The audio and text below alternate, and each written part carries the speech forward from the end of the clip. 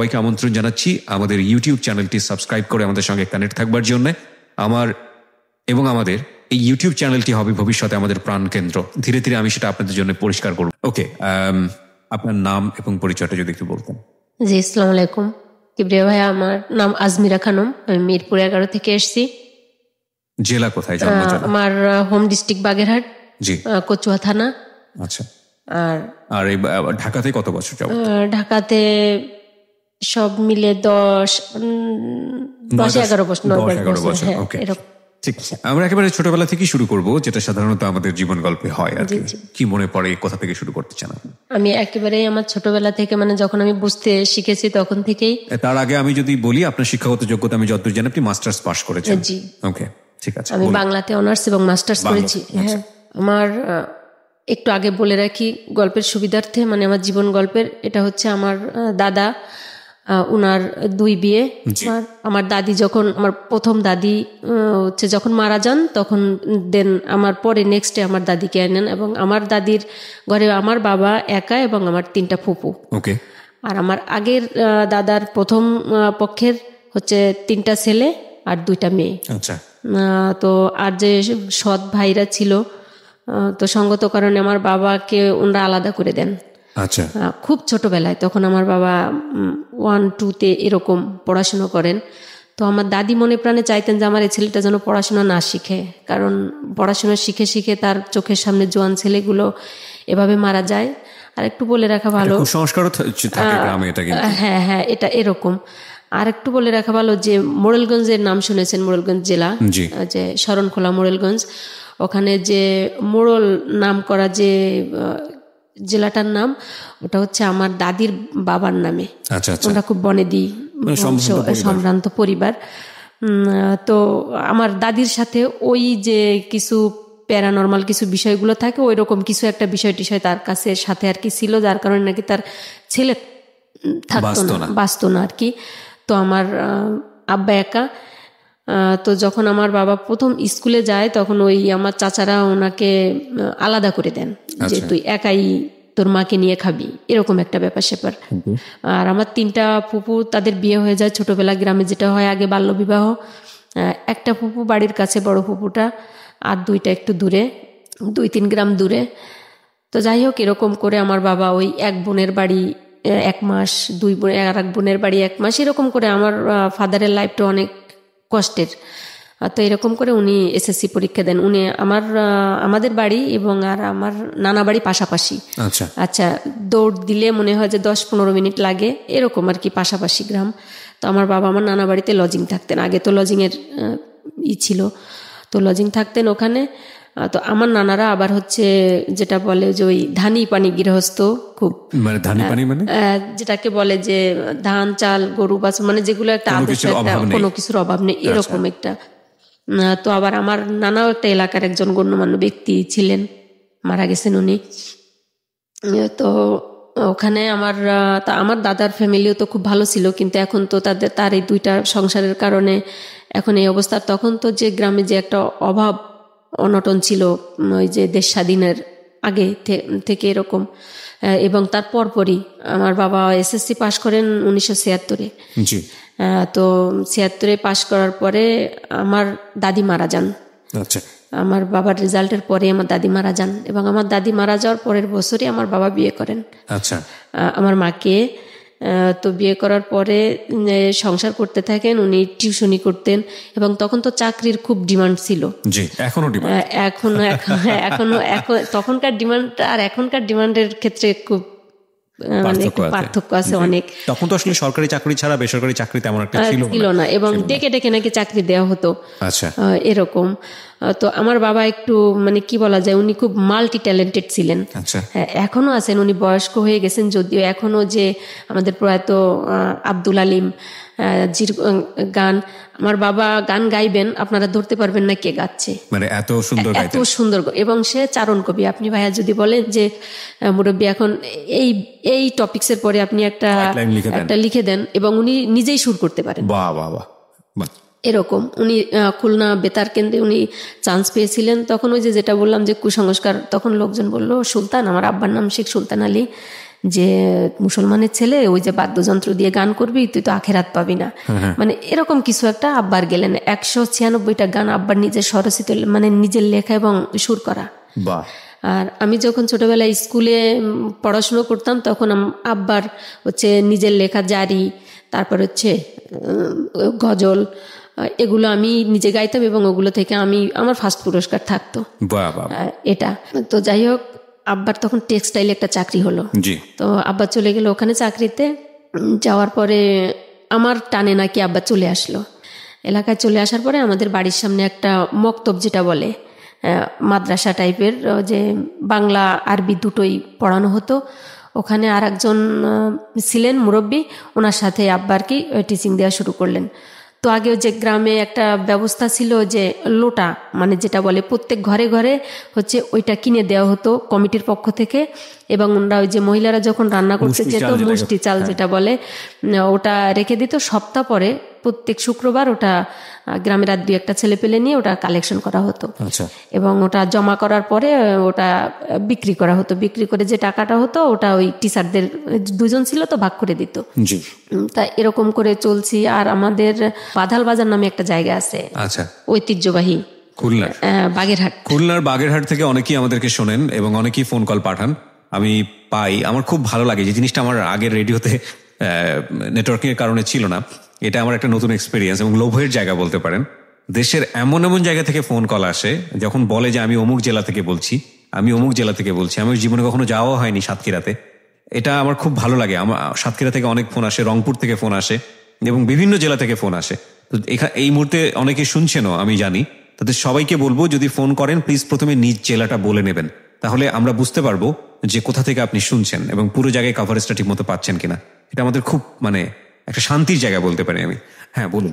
হ্যাঁ জি, আব্বা আবার হচ্ছে খুলনাতে চলে আসলো টেক্সটাইলে চাকরি করার জন্য। তো আমাদের তখন ইতিমধ্যে আমার আর একটা ভাই হলো। তো ও অনেক, ওর নর্মাল ফিগার আসতে অনেক দেরি হচ্ছে।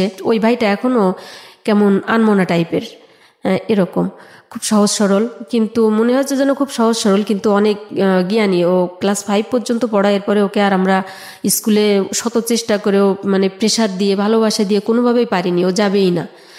তো তারপরে ও কিন্তু ইংরেজি পত্রিকা পড়তে পারে, এরকম আর কি। এবং ও যখন ক্লাস 3-তে পড়ে, বঙ্গবন্ধুর যে একটা এই যে ভাষণ আছে, ওই ভাষণটা হচ্ছে ও বলে ও ফার্স্ট পুরস্কার পেয়েছিল। তখন আমরা খুলনাতে চলে আসি। খুলনাতে চলে আসার পরে আবার ওই তখন টেক্সটাইলের চাকরিটাও চলে যায়, সরকার পক্ষ নিয়ে নাকি কি যেন গ্যাঞ্জাম কর্মী ছাঁটাই। তখন আব্বা কি করলেন, বললো যে তো শহর খুলনাতে আসছি, আমার তো গ্রামের কেউ নাই এখানে, তো আমি এখানে কি করব, আমার তো ফ্যামিলি চালানো লাগবে। আমি তাহলে আব্বা রিক্সা চালানো শুরু করলেন ওখানে। রিক্সা চালানো শুরু করলেন? হ্যাঁ, এখন কোনো চাকরি পাচ্ছেন না, কোনো কারো হেল্প পাচ্ছেন না। আমি উইথ ডিউ রেসপেক্ট সকল রিক্সাওয়ালার প্রতি সম্মান রেখে বলতে চাই যে এটা আমি অবাক হয়েছি এই কারণে, দেখুন একটা মানুষ সেই সময় এসএসসি পাশ করা, এবং এটা কিন্তু আজকালকের কথা না, এটা কিন্তু আমি যতদূর জানি কত সালের কথা মনে আছে? এটা হচ্ছে 83-84 সালের গল্প। ওই সময় এসএসসি পাশ করা একটা ছেলে যে চাকরি করছে, সচ্ছল পরিবার, সে কিন্তু সবকিছু ছেড়ে ছুড়ে দিয়ে মানে বাধ্য হয়ে আবার পরিবার চালানোর জন্য রিক্সা চালাচ্ছে। এটা কিন্তু চারটেখানি কথা না। হ্যাঁ বলুন। তারপর তখন হচ্ছে আমি ততক্ষণে আমি স্কুলে যাওয়ার মতো হয়ে গিয়েছি। আমাকে স্কুলে আমার মা আব্বা দুজনে আমার বাসায় বসেই আমাকে পড়ান। তো পড়ানোর পরে আমাকে এখন মনে হলো যে আমাকে স্কুলে দেওয়ার দরকার, আমাকে নিয়ে 1-এও না 2-তেও না, আমি 3-তে ভর্তি করাবো একবারে, এক চান্সে 3-তে। হ্যাঁ।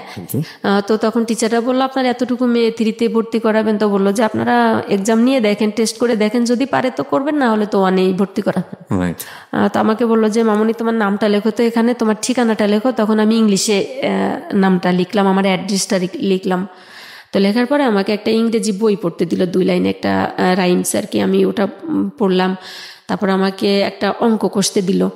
তো বলার পরে হ্যাঁ ও পারবে 3-তে। আমার আব্বা এর ভিতরে অনেক অসুস্থ হয়ে গেলেন, যেহেতু তার এত কষ্ট করার তো অভ্যাস নাই, রিক্সা চালে রোদে পুড়ে বৃষ্টিতে ভিজে আব্বার অনেক অসুখ হয়ে গেল। অসুখ হওয়ার পরে আমাদের তো ওখানে কেউ নাই। এর ভিতরে আমার আর একটা ভাই হলো, আমার ছোট ভাই। তো যে বাসাতে থাকতাম তার পাশের বাসায় বরিশালের একটা লোক ছিলেন, ইসমাইল নাম।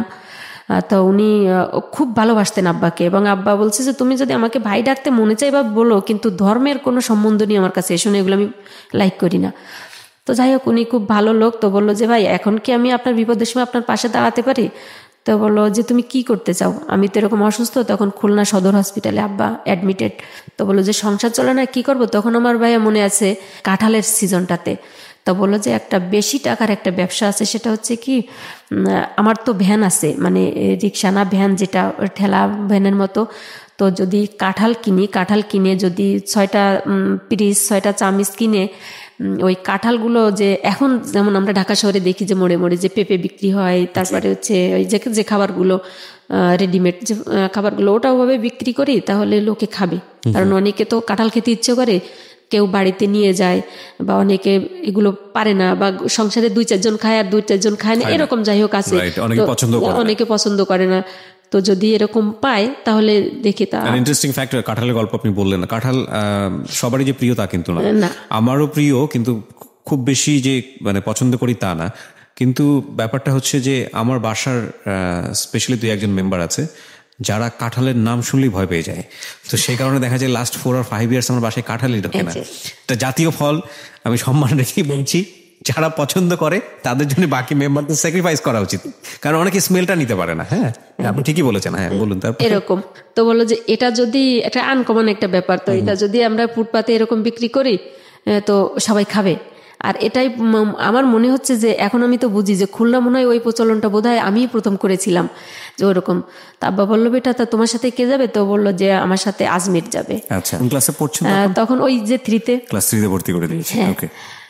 তো আমি ওটা গেলাম কাকার সাথে। এখন দেখি যে বৃষ্টিতে ভিজে, তো ছোট, তারপরেও ভাবি যে রাস্তায় দাঁড়ায় এগুলো বিক্রি করা হচ্ছে এবং আমি এটা সেলস করছি, এটা কেমন যেন আমার কাছে একটু লজ্জা লাগছে। কাকারে বলি কাকা বাড়ি চলেন তো, এগুলো বিক্রি হচ্ছিল। হ্যাঁ, প্রচুর বিক্রি হচ্ছে, এবং ওই যে হাতে কষ্ট লেগে যাচ্ছে, মানে একটা বিতিকিচ্ছিরি অবস্থা আর কি।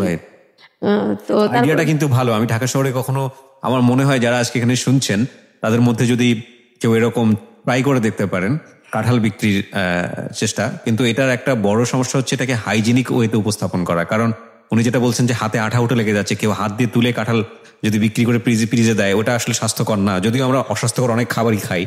সো এটাকে যদি একটু হাইজিনিক উপায়ে, এবং কাঁঠালের কোয়ালিটিটা যদি ভালো হয়, যে নরম খুব বেশি না, ওই যে খাজা কাঁঠাল যেটাকে বলে, খাজা কাঁঠাল, রসা কাঁঠাল এবং খাজা কাঁঠালের দুইটাই। সো আজকে আমরা কাঁঠালের গুণগান নিয়ে বসেছি হচ্ছে আমাদের জীবন গল্পে।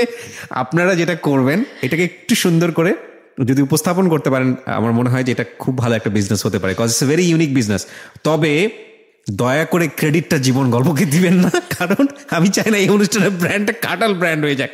ওকে, হ্যাঁ বলুন। তো উনি একবেলা রিক্সা চালাতেন, আর একবেলা হচ্ছে এই ব্যবসাটা আমাকে নিয়ে করতেন। আচ্ছা। তো আবার রাতে আব্বার কাছে যেতেন, রাতে উনি থাকতেন আব্বার কাছে। উনি আমাদের জন্য খুব হেল্পফুল পার্সন ছিলেন ওই সময়টাতে। তখন এরকম করতে করতে আব্বার অবস্থা খুবই অবনতির দিকে। তো আমার ফুপুদের বাড়িতে খবর দেওয়া হলো। আমার এক ফুপু আসলেন, আসার পরে আমাদের বাড়িতে নিয়ে গেলেন। আপনার বাবাকে? হ্যাঁ, আমাদের ফ্যামিলি সহ নিয়ে গেলেন। আমরা যখন খুলনাতে যাই তখন আমাদের যে আমার বাবার যে পোতার জায়গা, পোতা যেটা বলে, যে বাস্তু যে ঘরটা, হ্যাঁ, তো ও ঘরটাও এসে দেখি নাই। আমার যে ওই চাচারা ছিল, ওরা খুলে মুলে নিয়ে রান্না ভাত তরকারি রান্না করে, ও ভাবছে যে এবার গেছে তো গেছে, এটা আমাদের জন্যই হয়ে গেছে এরকম। তখন আব্বার এই অবস্থা, আমাদের কোথায় আমরা উঠবো? তো আমার একটা নোয়া চাচা ছিলেন, ওই সৎ চাচা যেটা, উনিও নাই তখন, উনি মারা গেছেন। বড় চাচাও মারা গেছেন, একটা চাচাই ছিলেন আর কি, সেজো চাচাটা, যেটা বেশি মানে ক্রিমিনাল টাইপের, ওনাকে মুন্সি বলেই ডাকতো সবাই। তো উনি ছিলেন। তো ওনার ঘরে কারোর ঘরে উঠতে দিল না ওই নোয়া চাচার ছেলে মেয়েরা। ওরা বললো যে চাচা আমার ঘরেই উঠুক। তখন তো আব্বা মনে করেন যে খাটিয়ায় যে মরা যেটাকে বলে, এরকম মানে না, মানে এরকম অবস্থা, মানে মৃতপ্রায়। তার মুখে 2বার অলরেডি পানি দেওয়া হয়ে গেছে যে সে মারা গেছে, এই অবস্থা। তার মাথায় চুল নাই, মানে কঙ্কাল সার হয়েছিল। আপনাকে বুঝতে পেরেছেন? আমরা বুঝতে, ডাক্তার তখনও বলেনি যে তার অ্যাকচুয়ালি কি রোগটা হয়েছে। তো মানে তার দিকে কোনো সুস্থ মানুষ যদি তাকায় সে ভয় পাবে, সে দ্বিতীয়বার তার দিকে তাকাবে না, এরকম অবস্থা। তো আর আমার আম্মা হচ্ছে তো খুব ভালো বংশের মেয়ে, ভালো ঘরের, অভাব অভিযোগ কাকে বলে বুঝে না, কিন্তু আমার আব্বার সাথে এসে তো এখন বুঝতেছে, কিন্তু সে তো ঘর থেকে বের হয় না। এখানে একটা কথা বলে রাখি প্রিয় শ্রোতা, জীবন গল্পের এই যে শৈশব, আমাদের আজকের যিনি অতিথি আজমিরা, যার নিকনেম হচ্ছে কবিতা, তো আজমিরার যে শৈশবটা আপনারা দেখতে পাচ্ছেন, সেই শৈশবের আজমিরাকে দিয়ে আজমিরার পুরো জীবন গল্পটা যদি আপনি চিন্তা করেন তাহলে কিন্তু একটা বড় রকমের ভুল হবে। বাবার অবস্থা খুবই খারাপ। হ্যাঁ, তো ওখানে ওঠার পরে ওনাদেরও এরকম কাঁচামাটির ঘর, ওই চাচারও হচ্ছে 4টা ছেলে 4টা মেয়ে। তো বললো যে যেহেতু আমার বাবা যদি থাকতো তাহলে তো ও খেতো, এখন চাচা ফেলে দিব নাকি। আগের 5 বছর মেয়াদি বিজিবি কার্ড ছিল, যে এখন যেটাকে রেশন কার্ড বলে, 30 কেজি মাসে 30 কেজি গম বা চাল এটা দিত, ওটা একটা দিয়ে দিল। তো মা তো সেই কান্না যে আজকে আমার কাউন্সিলে যেতে হবে চালের জন্য, কোন ঘরের মেয়ে ছিলাম আমি, লাইনে দাঁড়াতে হবে, ভাগ্যের কি নির্মম পরিহাস এটা। তো বললাম, আমি বললাম যে মা তোমার যাওয়া লাগবে না, আমি যাব, অন্যান্য লোকজন যায় আমি যাব। তো ওরকম আমি যেতাম, হেল্প করতো সবাই। তো এর ভিতরে ভাইয়া কি হলো, ওই স্কুলের কিন্তু রেজাল্ট দিয়ে দিল, বাৎসরিক রেজাল্টটা দিয়ে দিল ক্লাস 3। তো ওইখানে তো এখনকার মতো তো যোগাযোগ ব্যবস্থা বা যে অ্যাড্রেসের বিষয়টা ওরকম আপ টু ডেট ছিল না। তো যতটুকুই ওখানে ঠিকানা ছিল, ওই টিচাররা রেজাল্ট পাওয়ার পরে, মানে আমি ওই 3 মাসে পল্লীমঙ্গলে তখন ব্যাপক অনেক স্টুডেন্ট, ওখানে আমার ক্লাস 3-তে ছিল 96 জন স্টুডেন্ট। তো ওর ভিতরে আমি ফার্স্ট হয়েছিলাম। রেজাল্ট দেওয়ার পরে তখন হচ্ছে ওই টিচার আমাকে দেখার জন্য, মানে আমাকে নেওয়ার জন্য ওই অনেক ট্রাই করে, অনেক খুঁজে খুঁজে যে বাড়িওয়ালার কাছে থাকে, আমরা বাসা ভাড়া ছিলাম, তো ওনার কাছ থেকে মানে কিছু প্রাইমারি ঠিকানা নিয়ে, হেল্প নিয়ে, উনি খুঁজতে খুঁজতে আমাদের বাড়ি পর্যন্ত চলে আসলো। মানে তো বললো যে মেয়েটা তো একটা সুন্দর রেজাল্ট করছে, আমরা তো আন্ডার এস্টিমেট করছি। হ্যাঁ, ওই খুলনা পল্লী মঙ্গল স্কুলের টিচার। তো ও তো ফার্স্ট হয়েছে, এটা বললো। তখন তো আর অত বুঝতাম না যে ফার্স্ট সেকেন্ড বা এই কম্পিটিশন। এখন যে বাচ্চারা কেজিতে পড়ে, মানে প্লে নার্সারিতে পড়ে, এদের ভিতরে যে ওটা তো আমাদের ভিতরে ওই সময়কার ছিল না। তো বুঝতাম যে আমি ফার্স্ট হয়েছি, আমি লিখেছি ফার্স্ট হয়েছি, এটা তো আর এমন কোনো কিছু আহামরি কোনো কিছু না, আমার যে নিতে আসতে হবে। তো আব্বা বললো যে ভাই আমি তো এরকম মরার মতো অবস্থা, এখন তো আমার তো বাচ্চা কাচ্চা ফ্যামিলি নিয়ে খুলনাতে যাওয়া সম্ভব না। তখন টিচাররা চলে গেলেন, 2 জন আসছিলেন। তো এখন ওই আমি আমার আত্মীয় স্বজনের বাড়িতে যেতাম। এখন আমার পড়াশোনা কিন্তু ভাইয়া বন্ধ, তো প্রত্যেক ঘরে তো ছেলে মেয়ে আছে, সবাই পড়তে বসে। তো আমার তো মন চাই যে আমি পড়তে বসে, তো ওদের সাথে বসে যেতাম পড়তে। তা এর ভিতরে ছিল আমার একটা চাচাতো ভাই, সে আমার আব্বার বড়, ওই বড় চাচার ছেলে। সঙ্গত কারণে আমার আব্বা তো দ্বিতীয় ঘরের ছেলে, এ কারণে ও হচ্ছে কিছুদিনের বড় আমার আব্বার। তো ওর একটা মেয়ে, ওর 2টা ছেলে মেয়ে, বড় মেয়েটার নাম লিপি, ছেলেটার নাম কবির, ওরা পড়াশুনো করতো। তো আমি বললাম, তো ও আমাদের বয়সে বড় বিধায় আমরা সবাই ওকে ফুপু ডাকতাম। তো বললাম যে ফুপু আমার না একটু স্কুলে ভর্তি করো। তা বলে তুই স্কুলে যাবি? তাই আমি বললাম হ্যাঁ, দেখো না আব্বার এই অবস্থা, তখন কালকে তুই আমার সাথে স্কুলে যাবি। তো ও তখন ক্লাস 5-এ পড়ে। তখন মনে আছে ও আমাকে 7 টাকা দিয়ে ভর্তি করালো, এবং ওর সাথে আমি নিয়মিত। এইবার আমি আর বাড়ির কোনো কাজে যাই না, এখন আমাকে বেঁধে রাখলে, আমার হাতে পায়ে ধরে কান্নাকাটি করলেও আমি আর থামছি না বাড়িতে, আমি স্কুলে যাচ্ছি। মানে বৃষ্টির সময় তো ভাই আমাদের বাড়ির উঠানে মনে হচ্ছে গরু আছে তো প্রত্যেকের, মানে আঁঠু কাদা যেটা বলে, মানে সেই ইলাহি অবস্থা। ওর ভিতর থেকেও চলে যেতাম স্কুলে। ওই যে আগের কালে যে পলিথিন ছিল, যে 2 টাকা পলিথিন, অনেক বড়, হ্যাঁ, জামাটা আর হচ্ছে বই, ওই পলিথিনের ভিতরে আর একটা প্যান্ট এক্সট্রা নিতাম, কারণ ওই মানে ফুটবল খেলার মতো ডিগবাজি খেতে খেতে তো স্কুলে যাওয়া লাগতো। হচ্ছে স্কুলের পুকুর থেকে গোসল করে কাদা ধুয়ে আবার ওই জামা কাপড় পরে আবার ক্লাস করতাম। তো ওখানে গিয়ে যেহেতু আমি শহরের স্কুল থেকে পড়াশোনা করে অন্তত 2-4-6 মাস গেছি, তো আমি একটু চটপটে বেশি ছিলাম। যাই হোক, সঙ্গত কারণে তো ওই কিছুদিনের ভিতরে আমি ক্লাস মনিটর হয়ে গেলাম ওখানে। তো এরকম করে ক্লাস 3-তে পরীক্ষা দিলাম। এর ভিতরে আব্বার অবস্থা একটু উন্নতি হতে লাগলো। তো এর ভিতরে শীতকাল চলে আসলো। এখন আমাদের ওদের ঘর থেকে যেতে হবে, এক ঘরের ভিতরে থাকা যাবে না। ওরা বললো যে এখন তুমি সুস্থ হয়েছো, একটু কাজকর্ম করো, ছেলে মেয়ে দেখো, আমরা তো আর পারছি না, এটা বললো। তখন ভাই দেখেছেন কিনা গ্রামে যে কুড়ে ঘর যেটাকে বলে, মানে হচ্ছে নিচে ওই খড় বিছিয়ে ওটার ভিতরে আমরা থাকতাম। আর আব্বা কি করলো যে টিউশনি জোগাড় করলো। মানে আপনার বাবা কি তখন সুস্থ? একটু সুস্থ, মানে লাঠি ভর দিয়ে হাঁটতে পারে। আচ্ছা। টিউশনি শুরু করলো। আর ওই যে গ্রামের যে মক্তবটা আমাদের বাড়ির সামনেই এখনো আছে, ওখানে এখন ওটা প্রাইমারি স্কুল হয়েছে। তো ওখানে আব্বাকে বললো যে তুমি এখানে একটু সময় দিও। ওই যে আবার সেই পুরনো মুষ্টি চালের কাহিনী, ওইটা ওইভাবেই মোটামুটি জোড়াতালি দিয়ে আমাদের সংসার চলছে মোটামুটি ভালো। তখন আমাদের ওই সময় 2 বেলা খেতাম। এখন আমি 9-এ উঠে গেলাম। 9-এ ওঠার পরে যে প্রথম যখন যে এরশাদ সাহেব যে মেয়েদের উপবৃত্তি যে চালু করেন, ওটা তখন আমি ক্লাস 9-এ পড়ি। তখন প্রথম আমি টাকা পেলাম 610 টাকা। যাই হোক, এরকম করে চলতে থাকলাম। আমি প্রথম পরীক্ষা এসএসসি পরীক্ষা দিলাম হচ্ছে 1996 সালে। 56 জন পরীক্ষা দিছিলাম আমরা প্রথম ব্যাচে। রেজাল্টের সময় হলো কি 2টা রোল নাম্বার আসলো, একটা পাস আর একটা উইথহেল্ড, আর সব ফেল। যেটা আমাদের সময় তো তখন ডিভিশন ছিল, first division, second division, board stand. তো আমরা সবাই ফার্স্ট ডিভিশনে ফেল করলাম। ফার্স্ট ডিভিশনে ফেল সেটা হচ্ছে কি 600-তে ফার্স্ট ডিভিশন, 550-তে সেকেন্ড ডিভিশন, এরকম ডিভিশন ওয়াইজ ভাগ করা ছিল। কিন্তু এক সাবজেক্টে ফেল করেছি। আমি জীবনে প্রথম শুনলাম আর কি ফার্স্ট ডিভিশনে ফেল। এটা যে অনেকেই বলে যে গ্রামের লোকজন, আমরা সবাই এটা মজা করেই তখন বলতাম যে লোকের কথা মিথ্যা না। 679 পেয়েছিলাম আমি, তাতে তা ফেল। কেন ফেল? কেমিস্ট্রিতে 2 মার্কে ফেল করলাম রিটেনে, আমি সায়েন্সে ছিলাম।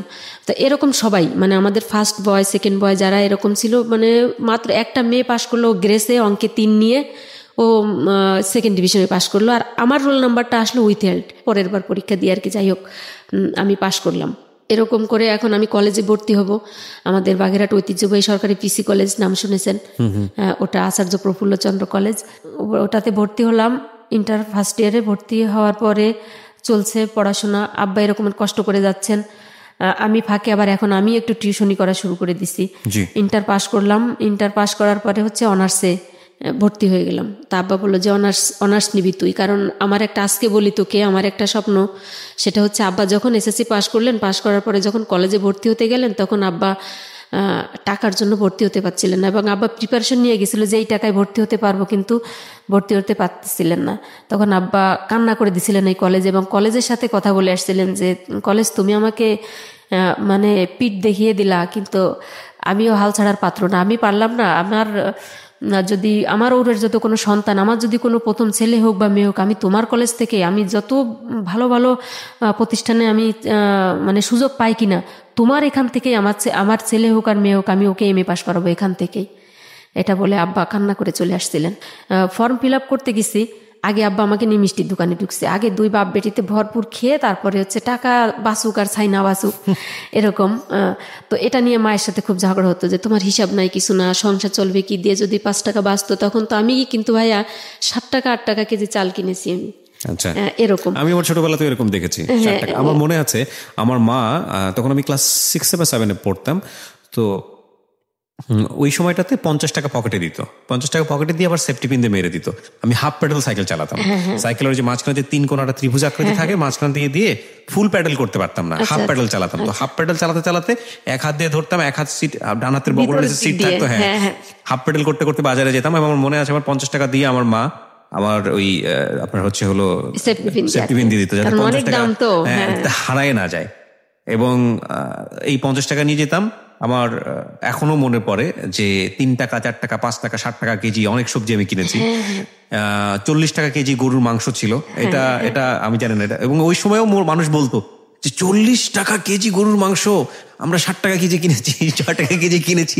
ইনফ্যাক্ট এখন বোধহয় 500 550, আমি জানি না, আমি বাজার করি না, so I don't have any idea. But এগুলো গল্প যখন শুনি তখন কিছুটা শৈশবের কথা মনে পড়ে। সেটা এরকম বের হওয়ার পরে আব্বা বলে যে অনেক কষ্ট হয়েছে, লাইনে দাঁড়ায় বাবা, আগে খায়নি, চল।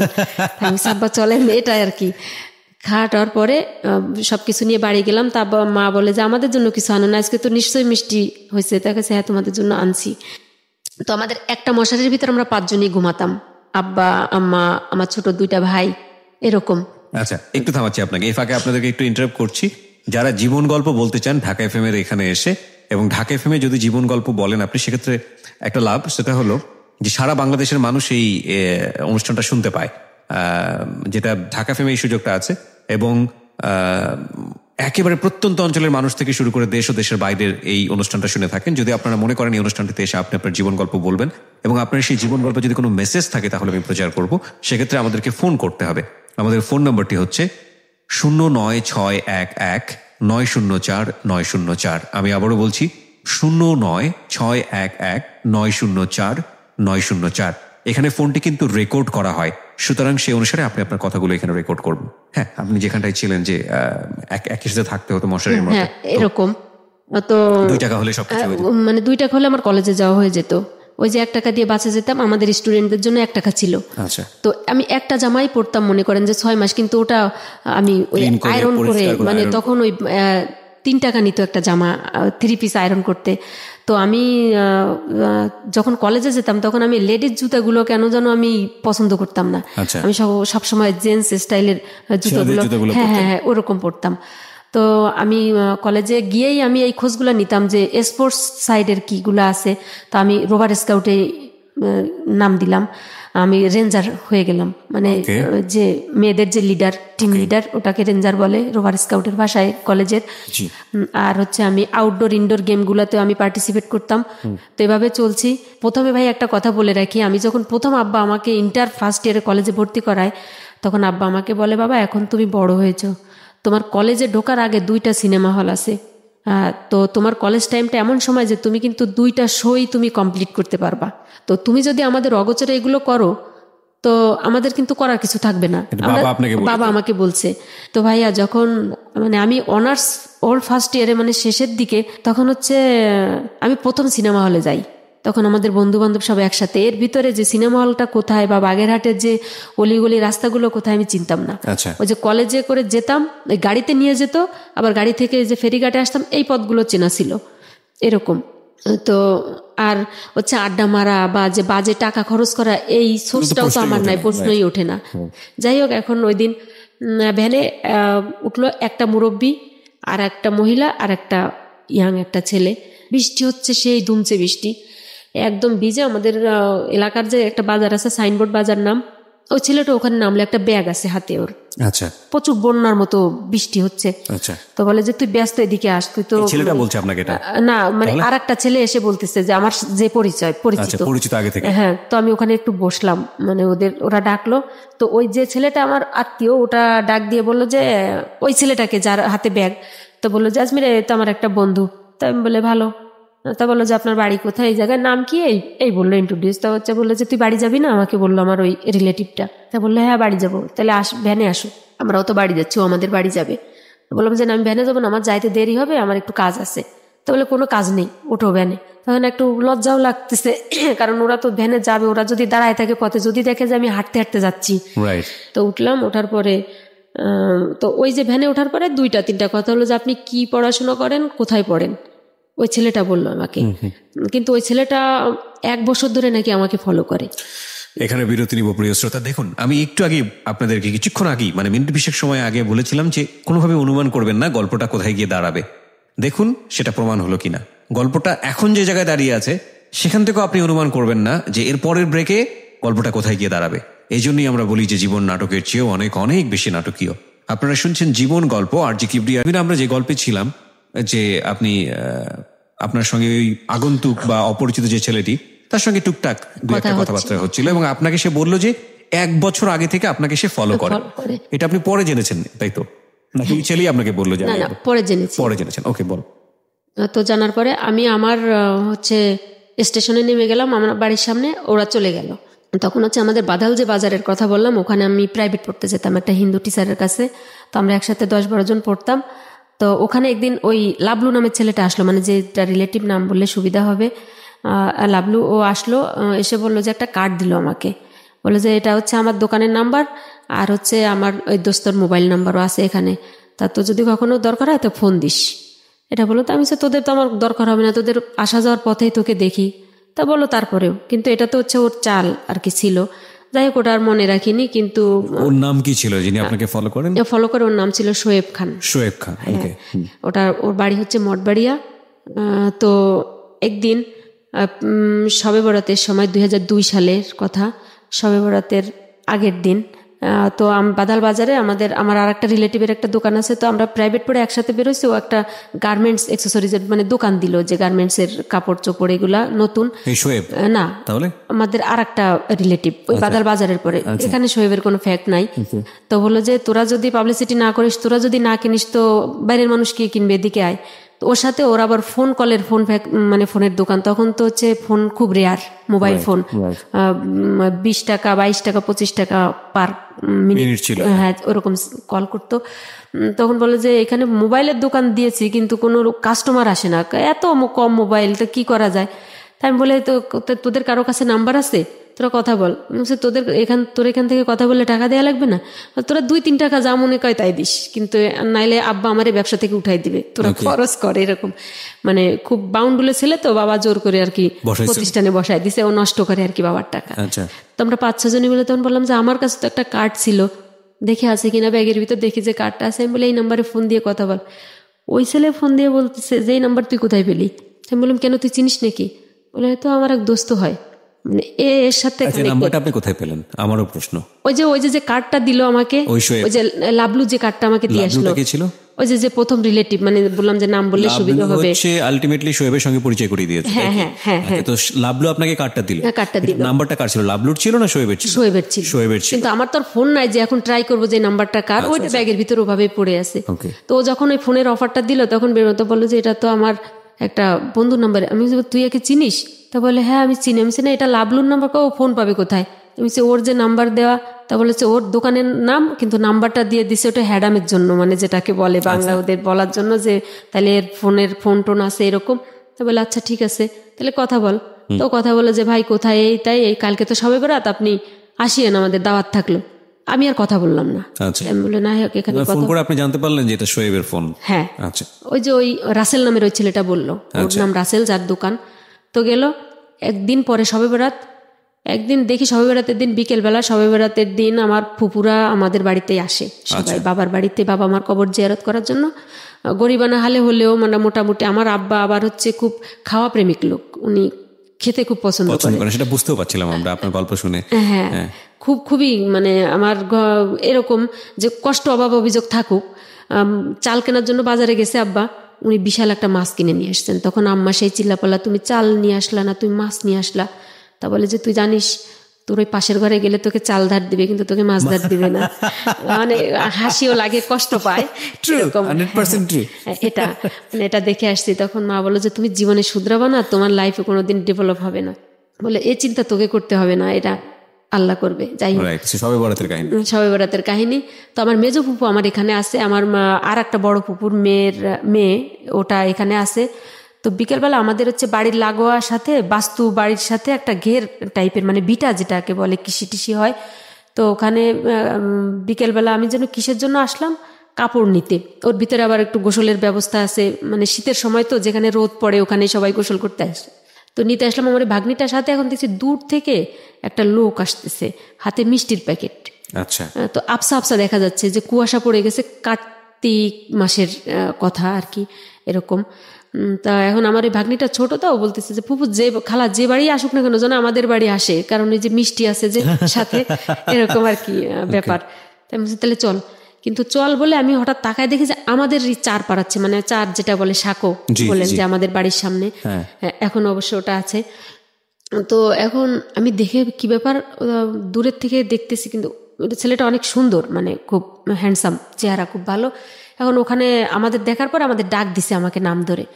তো বললাম এখন ভাইয়া কি বলবো, যেটা বিলিভ করবেন না, মানে আমি কলার পাতা যেভাবে কাঁপে বাতাসে, আমি ওভাবেই কাঁপাকাঁপি শুরু করে দিছি। এই কাঁপাকাঁপিটা কেন? দুই কারণে। একটা হচ্ছে যে আপনি তখন ইন্টারমিডিয়েটে পড়েন। আচ্ছা, আপনি বলেন। মানে হ্যাঁ, আপনার গেস ঠিক আছে। দুই কারণে। একটা হচ্ছে যে আজকে মান সম্মান সব গেল, আমাদের তো ঘর নাই। Exactly, that was my concern. এই একটা প্রথম একটা। আর দ্বিতীয়টা হচ্ছে যে আমার এই এতটুকু পড়াশোনার লাইফে আমার একটা ছেলে বন্ধু আমার বাড়িতে আসেনি, বা একটা মেয়ে বন্ধুকে আমি আনিনি। কোথায় আনবো? কারণ আমার ওই সেন্সটাই আমার ভিতরে কাজ করতো না। মানে বেসিক্যালি টু রিজন, যেটা আমি বললাম। হ্যাঁ, এখন এই দুটাই মানে আমার ভিতরে। আর তো বাবা তো মেরে ফেলবে, যে নিশ্চয়ই আমি যদি সাপ গলায় বেঁধেও বলি, কোরআন নিয়েও বলি যে এর সাথে আমার কোনো পরিচয় নেই, প্রত্যেকেই বলবে যে তোমার এই ছেলের সাথে কোনো রিলেশন আছে। এই ছেলে আসতে মানে একটা ছেলে জানে না, তোমার সাথে কথা নেই বার্তা নেই, সে হুট করে তোমার বাড়িতে চলে আসলো, এটা তো বিশ্বাসযোগ্য বিষয় না। তো কিন্তু আব্বা বাড়ি না ওই টাইমে, আব্বা আবার কিছু পার্ট টাইম কাজ করার জন্য, মানে ব্যবসার সিজনে কাজ করার জন্য খুলনা বা মোংলা পোর্টে ওদিকে যেতেন আব্বা। তো মানে খুব ক্রাইসিসের মোমেন্টে আব্বা এরকম বাইরে যেতেন, আমাদের বুঝতে দিতেন না, জানি তো যে কষ্ট হচ্ছে, কষ্ট করছে, এরকম আব্বা বাড়ি না। যাই হোক, ফুপু আছে। তো এখন আমাদের তো ওই যে কুড়ে ঘর, কিন্তু আমার একটা ভাবি চাচাতো ভাইয়ের বউ, আমার চাচাতো ভাইটা বার্জে চাকরি করতো, ওটা বিয়ে করেছিল বরিশাল। তো বরিশাল, এই ছেলে ওর বাড়িও বরিশাল। খুব এখন আমি ভাবিকে বললাম যে ভাবি এরকম একটা ছেলে আসছে, ওর সাথে তো আমার একদিন কথা হয়েছে, ও আজকে দেখি চলে আসছে কোনো কিছু না জানে। তো বললো যে ওই ভাইটার আবার একটা আলটিমেট দেওয়া ছিল যে আমাদের ফ্যামিলির সাথে কথা বলতে পারবে না ওর বউ, কারণ ওই ভাইটা ছিল অনেক শয়তান, মানে ও বিভিন্ন জায়গায় বিয়ে টিয়ে করে বেড়াতো। আর আমি যেহেতু কলেজে বাগেরহাটে, আমি এখন শহরমুখী হয়ে গেছি, তো আমি ইনফরমেশন অনেকগুলোর বউকে দিতে পারবো, এ কারণে। তো বললো যে তোর কাকা কাকিকে বল, কারণ আমাকে তো আবার আসলে যদি মারধর করে, যে এটা যে একটা মেহমান আসছে, ওদের আর কি কাঠের ঘর, আমাদের গ্রামে যেগুলো ভালো ঘর। তো বললাম যে কাকা কাকি এই যে, তো বললো যে কি সমস্যা, তো আমার ঘরে উঠা, মানে কথা বলতে বলতে আসতেছি, ও তখন হচ্ছে ওই কাকার ঘরে এলো, শবে বরাতের পরের দিনের ঘটনা। তো ওই বসার পরে হচ্ছে আমি ভাবির কাছে গেলাম। তো ভাবি বললাম যে দেখেন যে কি অবস্থা হয়। মা বললো কে? মা একেবারে, আমার মা খুব মানে কর্কশ টাইপের আর কি, মানে খুব কড়া। তো বললো যে তোমার বাড়ি কোথায়, সব জিজ্ঞেস করলো, তুমি এই বাড়িতে হঠাৎ আসলা? তো বললো যে আসলাম। তো তুমি কিভাবে চিনলা? বলে চিনি আমি আপনাদের বাড়ি। তো আমার মেয়েকে তুমি কতদিন ধরে চিনো? কয় চিনি 3-4 দিন ধরে চিনি, কিন্তু জানি 1 বছর ধরে। ও এরকম করে বলতেছে আর কি আম্মার সাথে। তারপরে এখন এটা বলার পরে তো বললো যে আপনাদের বাড়ির পরে আসলাম, তো এখন এভাবে ব্যবহার করতেছেন, তা আমারও ঘর আছে, আপনারা খোঁজ নিয়ে দেখতে পারেন বা কিছু, আমি চলে যাব। মানে এরকম করতে করতে মানে ও কথাটা এত মানে লেন্দি করছে যে মানে দেরি হয়, মানে রাত হয়ে যায়, এরকম অবস্থা। আমি কিন্তু ওখানে প্রেজেন্ট নাই, আমি তো দোয়া ইনুস পড়তেছি ঘরে বসে। আল্লাহ, আমার তো অবস্থা আজকে আব্বা নাই, তাতে কি হয়েছে, মা আজকে হাত পা মানে বাইদে সাইডে পিটানি শুরু করবে। তো মা ওখান থেকে ওই ঘরে আর গেল না। ওখানে না যাওয়ার পরে আমার ভাবি আর কি আর চাচি ওকে আপ্যায়ন করলো। ওকে আপ্যায়ন করার পরে ও মানে আমার কাকা তখন আসে, ওই যে আমার যে কাকাটা, মেজো কাকাটা, উনি আসেন। উনি খুব বয়স্ক। থাকার পরে রাতে যার যার ঘরে, মানে উনি তো ওনার ঘরে আর আমরা আমাদের ঘরে, পাশাপাশি ঘর। মা শুধু একটাই কথা, তুই কিভাবে চিনিস, বাড়ি কোথায়, তুই দেখছিস আগে কখনো? মানে ওই আমি একই কথা বলে যাচ্ছি।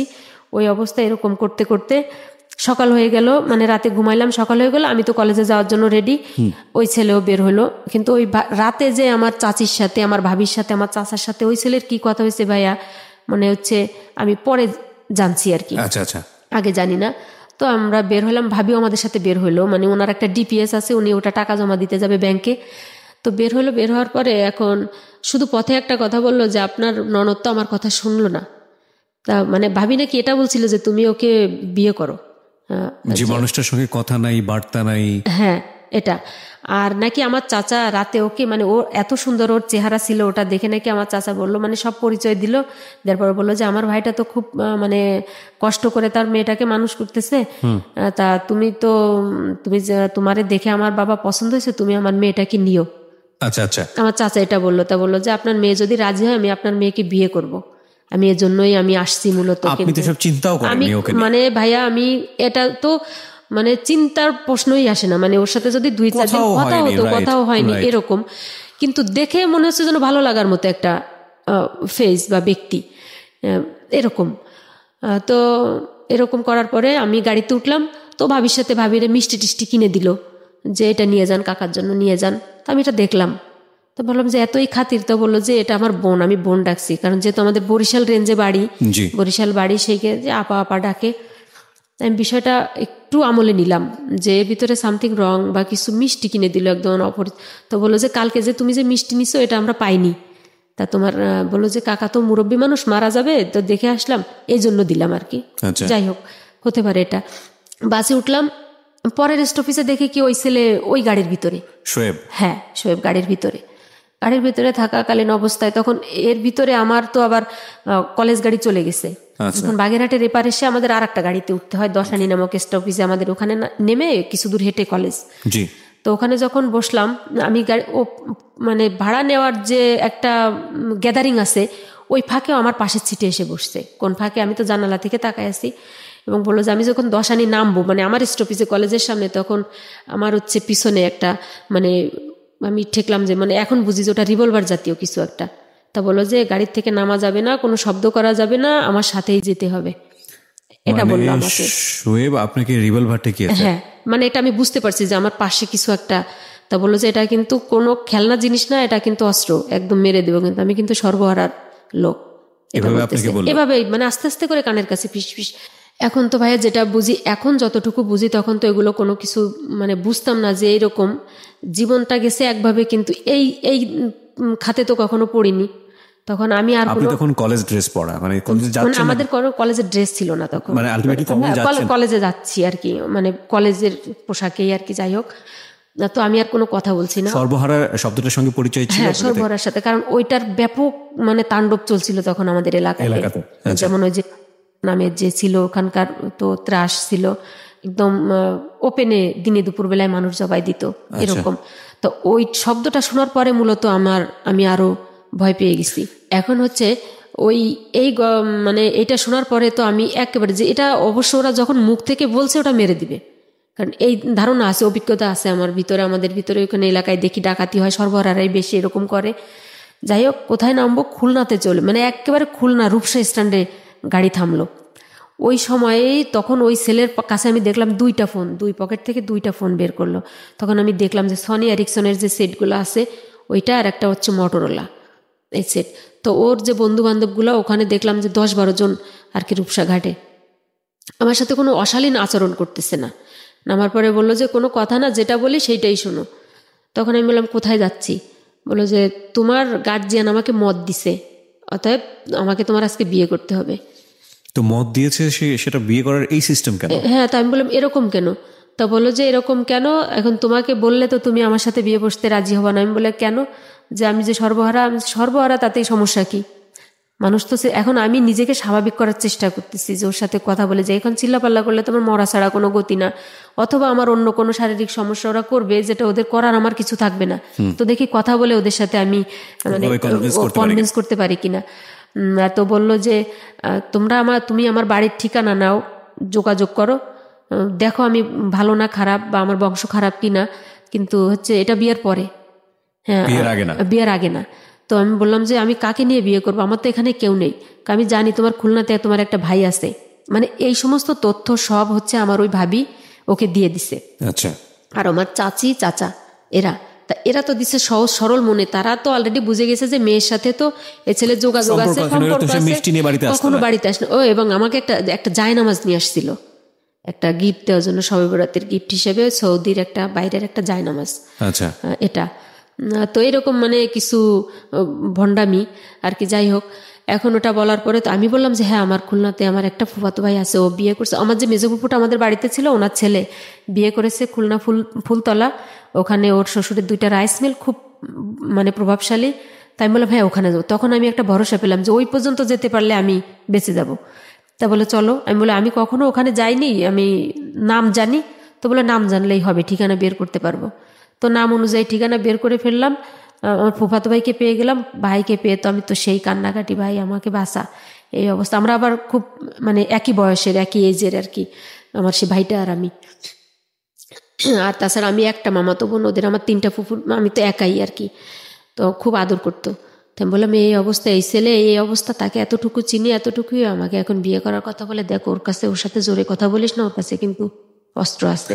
আমরা এখান থেকে বিরতি নিব প্রিয় শ্রোতা। দেখুন আগেরকার বিরতির থেকে এখনকার বিরতি কোথায় এসে দাঁড়িয়েছে, এবং এর পরের বিরতি গিয়েও আপনি হয়তো আঁচ করতে পারবেন না যে গল্পটা কোথায় গিয়ে দাঁড়ালো। এই জন্যই আমরা বলি জীবন নাটকের চেয়েও নাটকীয়। এটা আমাদের অনুষ্ঠানের ট্যাগ লাইন, থিম লাইন। কোনো এক ফাঁকে এই অনুষ্ঠানগুলো করতে গিয়ে মুখ থেকে বের হয়ে গিয়েছিল কথাটি আমার, যে জীবন নাটকের চেয়েও নাটকীয়। এবং আপনারা এত ভালোবেসে এই কথাগুলোকে এত এত বেশি অন্তরে স্থান দিয়েছেন যে ভাবলাম যে ঢাকা এফএম যে অনুষ্ঠানটি করবো সেই অনুষ্ঠানের ট্যাগলাইনই দিয়ে দিব, জীবন নাটকের চেয়ে নাটকীয়। তো সেটাই বলছি আসলে বারবার, এবং সেটাই প্রমাণ করার চেষ্টা করছি। ইনফ্যাক্ট প্রমাণ কিছুই করতে হবে না, আমি শুধু পরিবেশন করছি, আপনারা নিজেরাই প্রমাণ। যেখানটায় আমরা ছিলাম যে আপনি আপনার এক আত্মীয়র বাড়িতে গিয়েছেন এবং তাকে বলছেন যে তুমি ওকে নিয়ে বেশি কিছু করো না, কারণ ওর কাছে কিন্তু পিস্তল আছে। এই আত্মীয়টা কে ছিল আপনার? আমার ফুফাতো ভাই, মেজো ফুফার ছেলে। হ্যাঁ, ওকে, ঠিক আছে। উনি ওখানে যেতে রাজি হলো কেন শোয়েব? যেহেতু ওই যে আমার চাচা বলে, আমার চাচি বলে দিয়েছে আর আমার ভাবি যে ওর ওখানে গার্জিয়ান আছে। আচ্ছা, এটা তুমি যদি ও যেতে না চায়, তুমি তো নিজের মতো করে ওকে ট্রাই করবা, ও যদি যেতে না চায় তখন ওখানে নিয়ে যাবা। আচ্ছা আচ্ছা। এটা তো আমি যেটা বলছিলাম প্রথমে, যে ও আমার সাথে অশালীন কোনো যে এখন আচরণ ওটা করতেছে না। তো না করার পরে তো ভাইকে ওটা বলার পরে তা ভাই বললো, যা আমি দেখতেছি, তুই রুমে যা, তোর ভাবির কাছে যা, আমি ওর সাথে কথা বলি, ওকে রাস্তায় নিয়ে কথা বলি। তো ওই ভাইকে নিয়ে রাস্তায় গিয়ে কথা বলো। কতক্ষণ পর আমার ভাই এসে বলে কি, তোর সমস্যা কি? আমি তো খোঁজ নিলাম, ও তো ভালো বংশের ছেলে, ভালো ছেলে, চেহারা ভালো, সবাই কনভিন্স হয়ে যায়। মানে টোটালি ও যে কি করে সবাইকে কনভিন্স করতেছে। ইন্টারেস্টিং ফ্যাক্ট হচ্ছে সবাই বোধহয় আপনাদের, আমি জানি না, আমি অনুমান করছি, এই যে দারিদ্রাবস্থা, এটাকে মনে করতো যে না ঠিক আছে, বিয়ে যদি হয়ে যায় তাহলে তো বেঁচেই গেল। আমি মনে করি যে এটাই হচ্ছে মূল একটা ঘটনা হতে পারে। আর তাছাড়া চেহারা ফেলে দেওয়ার মতো ছিল না, হ্যাঁ স্মার্ট ছিল, খুবই ভালো, এবং বংশমর্যাদা শোনাশুনির পরে বললো যে এটা যাই হোক। এখন আমি তো যে আল্লাহ, আমি যে একেবারে বিপদে একটা খড় পেলাম বাঁচার জন্য, তাও বাঁচলাম না, কিন্তু আমি বললাম যে আব্বা তো মেরে ফেলবে। তো এটা বলতে বলতে আমার কথা মুখে থাকতে থাকতে ও আমার ভাইকে নিয়ে, আমার ভাইয়ের শেলিকা, এদেরকে নিয়ে ও অলরেডি শপিংয়ে চলে গেছে। আমাকে অনেক রিকোয়েস্ট করলো, আমি বললাম আমি কোথাও যাব না। তখন ও বলে গেল যে ভাবিকে যে ওকে দেখে রেখো, যেন চলে না যায়, মানে কোথাও। কিসের শপিং গেল আমি বুঝতেছি না, মানে ওদের কনভিন্স করার জন্য। ওদের পরে দেখি কতক্ষণ পরে খুলনা নিউ মার্কেট থেকে শপিং করে নিয়ে আসলো, প্যান্ট, জুতা মুতা ইত্যাদি ইত্যাদি, আমার জন্য একটা বোরকার কাপড়, এরকম। এগুলো পাওয়ার পরে ওরা, আমার ভাইয়ের শ্বশুর, উনিও তো এখানকার একজন গণ্যমান্য ব্যক্তি, তো উনি বললেই আর কি বাসায় কাজী চলে আসলো। আমি তো সেই বাসায় ঢোকার সাথে সাথে কান্না করতেছি একভাব। তখন কাজী সাহেব বললো যে ওর গার্ডিয়ানকে। তখন আমার ভাবি বললো যে আমি ওর গার্ডিয়ান, আর সাথে আর একটা ছেলে, আর হচ্ছে ওর শোয়েবের পক্ষের গার্ডিয়ান হচ্ছে আমার ফুফাতো ভাই। মানে ও আমার লোকগুলোকে ওর করে নিয়েছে, মানে এত দূর আর কি ট্যালেন্টেড আর কি। এরকম করে যখন আর কি আমাকে সই করতে হলো, আমি সিগনেচার করার পরে আমার আর কিছু মনে নাই। যখন আমার মনে হলো তখন ফজরের আজান দিয়ে দিয়েছে আর কি, মানে যখন আমার সেন্স আসলো। আর আমি একা তখন দেখলাম আমার ভাইয়ের শাশুড়ি, আমার ভাইয়ের বউ, একটা ডাক্তার, মানে নার্স আর কি, এরা আমার কাছে বসা। আমি নাকি অনেক অসুস্থ হয়ে গেছিলাম আর কি, সেন্সলেস হয়ে গেছিলাম। মানে আমার একটা টেনশন কাজ করতেছে যে এত দরিদ্রতার ভিতরে আব্বা আমাকে এত কষ্ট করে, যে আমার আব্বা একটা তখনকার শিক্ষিত মানুষ, আমাকে রিক্সা চালিয়ে, আমার আব্বা যখন আমি যে ইন্টার পড়তাম বা অনার্সে যে ফার্স্ট ইয়ারে পড়ছি, এই যখন আমার বিয়ে হয় তখন আমি অনার্সের অলরেডি ফাইনাল পরীক্ষা দেওয়া হয়ে গেছে, মানে সেকেন্ড ইয়ারে ওঠার জন্য। তো আমার আব্বা বই কিনতে যেতেন, রিক্সা দাঁড় করায় রাখে বই যখন কিনতে যেত তখন রিক্সাওয়ালা ভেবে সবাই বলতো আপনি এই বই দিয়ে কি করবেন, আপনি বইয়ের নাম জানলেন কিভাবে?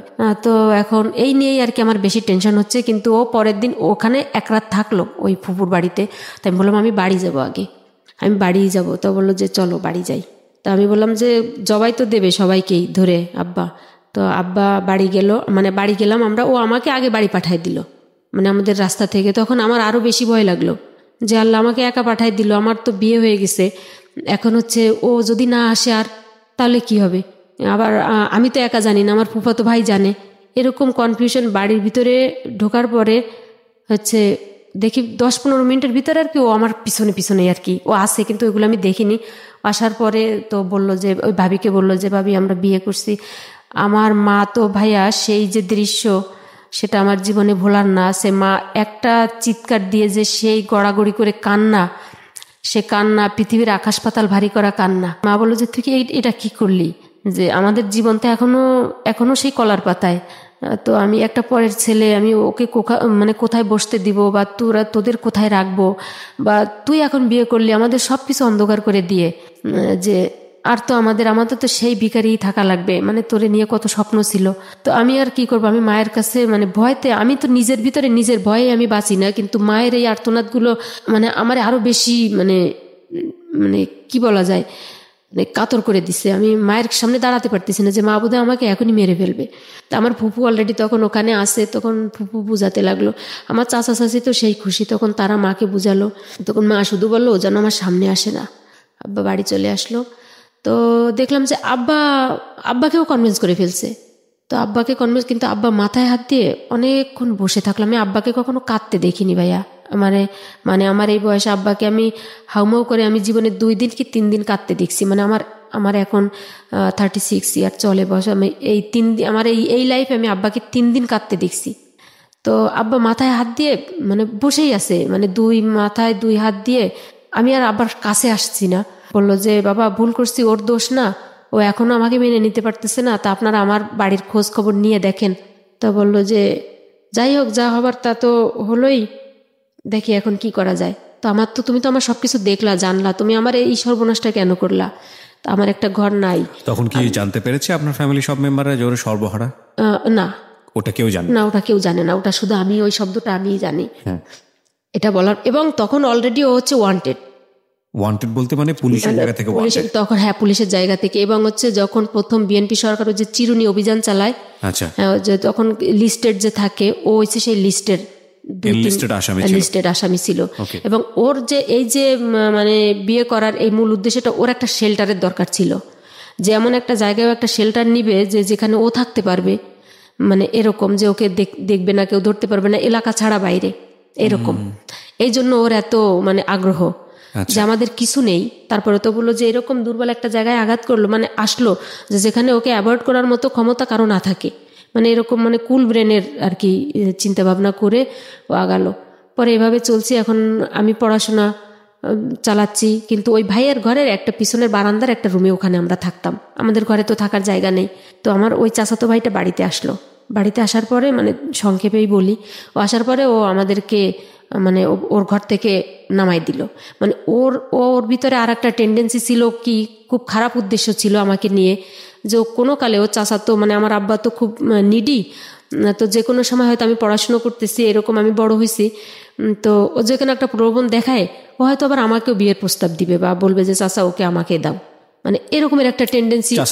চাচাতো ভাই খুব বয়স্ক, মানে ও এরকম শয়তান কোয়ালিটির। কিন্তু এটা তো কখনোই বুঝতে পারতাম না, জীবনে কখনো কল্পনাও করিনি। ও যার কারণে ওই যখন দেখলো যে বাড়ি এসে আমার বিয়ে হয়ে গেছে, তখন হচ্ছে আমাদের ওর ঘর থেকে তো নামাই দিল। আর আব্বাকেও খুব ভাবে আপনাদের নামে দিল, মানে ওর ঘরেই মোটামুটি আশ্রয় ছিলেন আপনারা? হ্যাঁ, ওর ঘরের পিছনে বারান্দাটা থেকে বের করে দিল আপনাদেরকে? হ্যাঁ, পুরো ফ্যামিলিকে? মানে না, আমার বাবা মা তো পাশের ঘরে, ওই যে ছোট একটা দোচালা একটা কুড়ে ঘরের ভিতরে থাকে, তো ওখানে তো জামাই নিয়ে থাকা যাবে না। আর ও তো বেসিক্যালি আমাকে ওর বাড়িতে নেয়নি, ও তো আমার বাড়িতেই, আমার বাবার বাড়িতে। আচ্ছা, মানে শোয়েব? হ্যাঁ, শোয়েব। এখন তো ওখানে বললো যে আচ্ছা সমস্যা নাই। ও তখন করলো আমাদের বাজারে গেল, আমাদের ওখানকার বাজারে।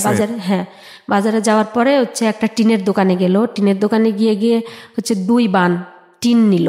তা বললো যে আমি এই টিনটার টাকা আমি বিকেলে পৌঁছায় দিচ্ছি। টিনের দোকানিকেও কিভাবে, মানে আমি যেখানেই দেখতেছি ওকে, আমি তত অবাক হচ্ছে যে সবাইকে কেমন যেন সবকিছু, মানে কেউ ওকে দেখে না, চেনে না, কিছু না, অমনি ফট করে 2 বান টিন বাকি দিয়ে দিল। বললো যে ওই যে মানে চটা দিয়ে মোটামুটি 2 চাল করি আর বেড়া দিয়ে দিই, তো এভাবে আমরা সবাই থাকতে পারবো একটা ঘরের ভিতরে। ঘরের জায়গা তো আমাদেরই, যে ঘরের পরে কুড়ে ঘরটা ছিল আর কি, ওইটা চেঞ্জ করে ফেললো। আমি কিন্তু এত ঝড়ঝাপটার ভিতরে ভাই, আমি কিন্তু মানে পড়াশোনা বন্ধ দিচ্ছি না। তখন আপনি কি শেষ করেন? আমি তখন অনার্স, এই যে সেকেন্ড ইয়ারে উঠে গেলাম। হ্যাঁ, কিন্তু আমি জীবনে আমার এই যে অনার্স সেকেন্ড ইয়ারের লাইফ এই পর্যন্ত ভাই, আমি জীবনে কোনোদিন নতুন বই কাকে বলে আমি বই পাইনি।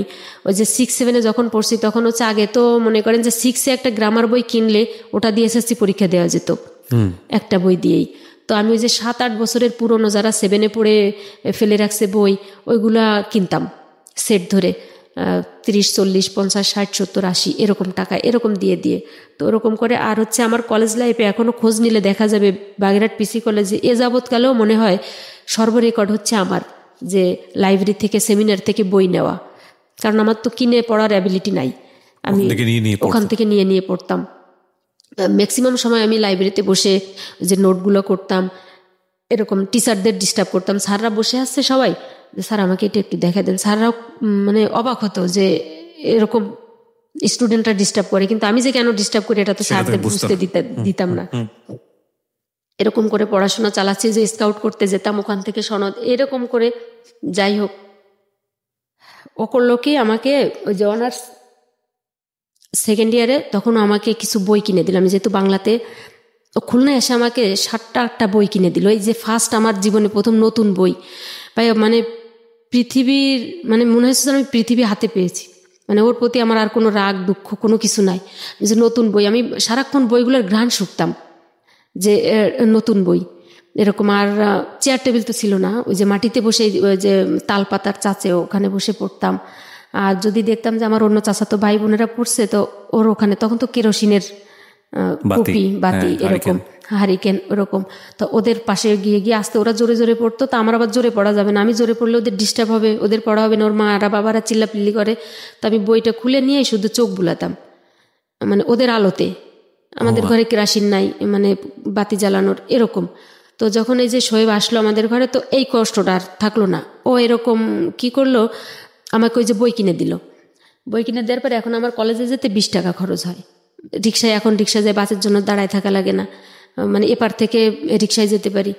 ও কিন্তু কন্টিনিউ আমাদের এখানে থাকতেছে, আমাদের এখান থেকে যাচ্ছে না। তাই আমি বলি, এটা তো ভালো দেখায় না, তুমি চলে যাও, অথবা তুমি নিয়ে গিয়ে, বা তুমি আমাকে নিয়ে কোথাও বাগেরহাটের ভিতরে একটা তোমার তো রিলেটিভ আছে থাকো। তো বললো যে না, এখান থেকে তোমার পড়াশোনা করা, মানে অনেক বুঝ দিত। এর ভিতরে হচ্ছে আমার বেবি কনসেপ্ট হয়। বিয়ের কতদিন পরে, মানে কত মাস পরে? এটা হচ্ছে 2002 সালে হচ্ছে 23শে অক্টোবর আমার বিয়ে হয়। আর হচ্ছে জানুয়ারি 2004 সালের 8 জানুয়ারি আমার মেয়ে হয়।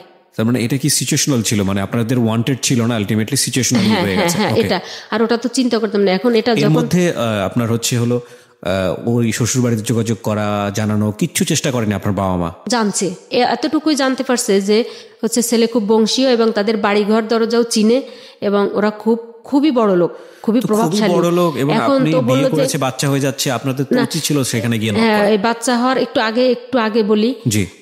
তো এরকম বিয়ের কিছুদিন পরে বলতে যে 3-4 মাস পরে হঠাৎ করে একটা মেয়ে আসলো আমাদের বাড়িতে, হচ্ছে ওই যে লাবলু প্রথমে অ্যাট ফার্স্টে যে ছেলেটা আজমিরা, তারপরে আসলো, এবং তখনও আমাদের বাড়িতেই, তখন লাবলু সাহেব উনি একটা মেয়েকে সাথে করে নিয়ে আসছেন। সে মেয়েটাও অনেক সুন্দর, অনেক লম্বা টম্বা নিয়ে আসলো। এখন বললো যে এটা হচ্ছে শোয়েবের বউ, এটা বললো। শোয়েবের বউ? হ্যাঁ। এখন শোয়েব তখন কোথায়? শোয়েব আমাদের ঘরে, আমি দেখলাম যে ঘরে, কিন্তু যখন ওই যে লোকজন হই হুল্লো করে, আর গ্রামে তো একটা কিছু হলেই লোকের জড়ো হয়ে যায় স্বাভাবিকভাবে। আর যেহেতু ওই বাড়ির, আর মূলত ভাইয়া যে কথাগুলো অনেক ছেড়ে গেছি, সেই কথাগুলো হচ্ছে যখন আমার বিয়ে হলো তখন গ্রামের সবাই খুব আশাহত। আর আমি গ্রামের ভিতরে হচ্ছে ওই যে বাল্য বিবাহ, তারপর হচ্ছে বহু বিবাহ, এগুলোর বিরুদ্ধে কথা বলতাম। আর হচ্ছে গ্রামে যে ওই যে ইনজেকশন দেওয়ার যে ব্যাপারগুলো থাকতো, যে রাত বিরাতে যে ওই কার ডায়রিয়া হলো বা কার স্যালাইন দেওয়া লাগবে, এই কাজগুলো আমি করতাম। আমি কিন্তু কোনো পেশাদারি কোনো ট্রেনিং নেওয়া না, কিন্তু কেন যেন আমি করতে পারতাম। হচ্ছে তখন আপনি যখন এরকম ঘটনা ঘটিয়ে ফেলেছেন তখন সবাই আঙ্গুল তুলতো আপনার দিকে। তো এর মধ্যে চলে আসলো আরেকটা বউ সহ। এখন কিন্তু আমি ওকে দেখলাম যে ঘরে, আমি আবার যখন ওরা আসলো বললো যে শোয়েব কই, আমি ঘরে ঢুকলাম, নাই। পরে দেখি যে লোকজন, ওরা তো সবাই রাস্তায় চলে গেছে, লোকটোক জড়ো করছে যে এই অবস্থায়। তো ওই মেয়েটা আমার সাথে যদি শান্ত স্বভাব, মানে সুস্থভাবে কথা বলতো আমার সাথে, সে আমার সাথে কোনো কথা বলেনি, বা আমি তাকে দেখতেও পাইনি, ওই যে শুধু এক নজর দেখেছি। তো রাস্তায় ওই লাবু নিয়ে চলে গেল, লাবলু। পরে কথা বললেন না মেয়েটার সঙ্গে? আমি তাকে দেখার কোনো সুযোগই আমাকে কেউ দিল না। মানে ও আমাদের বাড়ির ভিতরে ঠিক 2 সেকেন্ডের ভিতরে একটা তাণ্ডব চালায় গেল। যেহেতু ওই হচ্ছে বোন সর্বহারা, যে মানে ওই যে মোস্ট, মানে এটা নাম বললেও অসুবিধা হবে না ভাইয়া, সেটা হচ্ছে হ্যাঁ, একেবারে উনাকে তো মেরে ফেলা হয়েছে। ওর আপন বোন, আপন বোন কি বিয়ে করেছে হচ্ছে শোয়েব, যিনি আপনার হাজবেন্ড? হ্যাঁ, এটা ভেরি টুইস্ট, ভেরি ইন্টারেস্টিং। হয়তো আজকে আমরা আমাদের অনুষ্ঠানে এই নামটা প্রচার করছি না অনুষ্ঠানের স্বার্থের জায়গাটি থেকে, মানে বিষয়টা আমি একটু সংক্ষিপ্ত করে বলছি।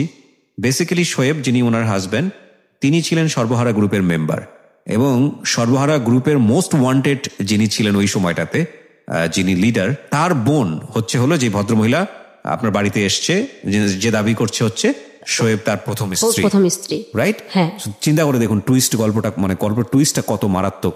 ওকে, এখন ওখানে বলার পর ও মানে অনেক লোকজন জড়ো করে ফেলছে এবং অলরেডি ওরকম কথা বলতে বলতে বের হয়ে গেল। মানে এটা জাস্ট পাবলিসিটি করার দরকার যে ওর একটা বউ আছে, আসছিলাম এবং বললো যে ওকে ধরতে পারলে তো ওরা তো 22 টুকরা করবো, মানে এরকম কথাবার্তা বলে বউ বলতেছে। হ্যাঁ, আমার কথা আর কিছু বললো টললো না, চলে গেল। এখন তো ভাইয়া মানে মনে করেন যে আমাদের আর বাকি আর কিছু থাকলো না, যে সর্বশেষ যে সম্মানটুকু ছিল বা শেষ আশা ভরসা ছিল এগুলো গেল। আব্বা ভাবলো যে মেয়েটা মানে সাডেনলি বিয়েও হলো এবং সংসারটাও ভাঙলো। 3 মাস পরের ঘটনা, 3 মাস পরের ঘটনা।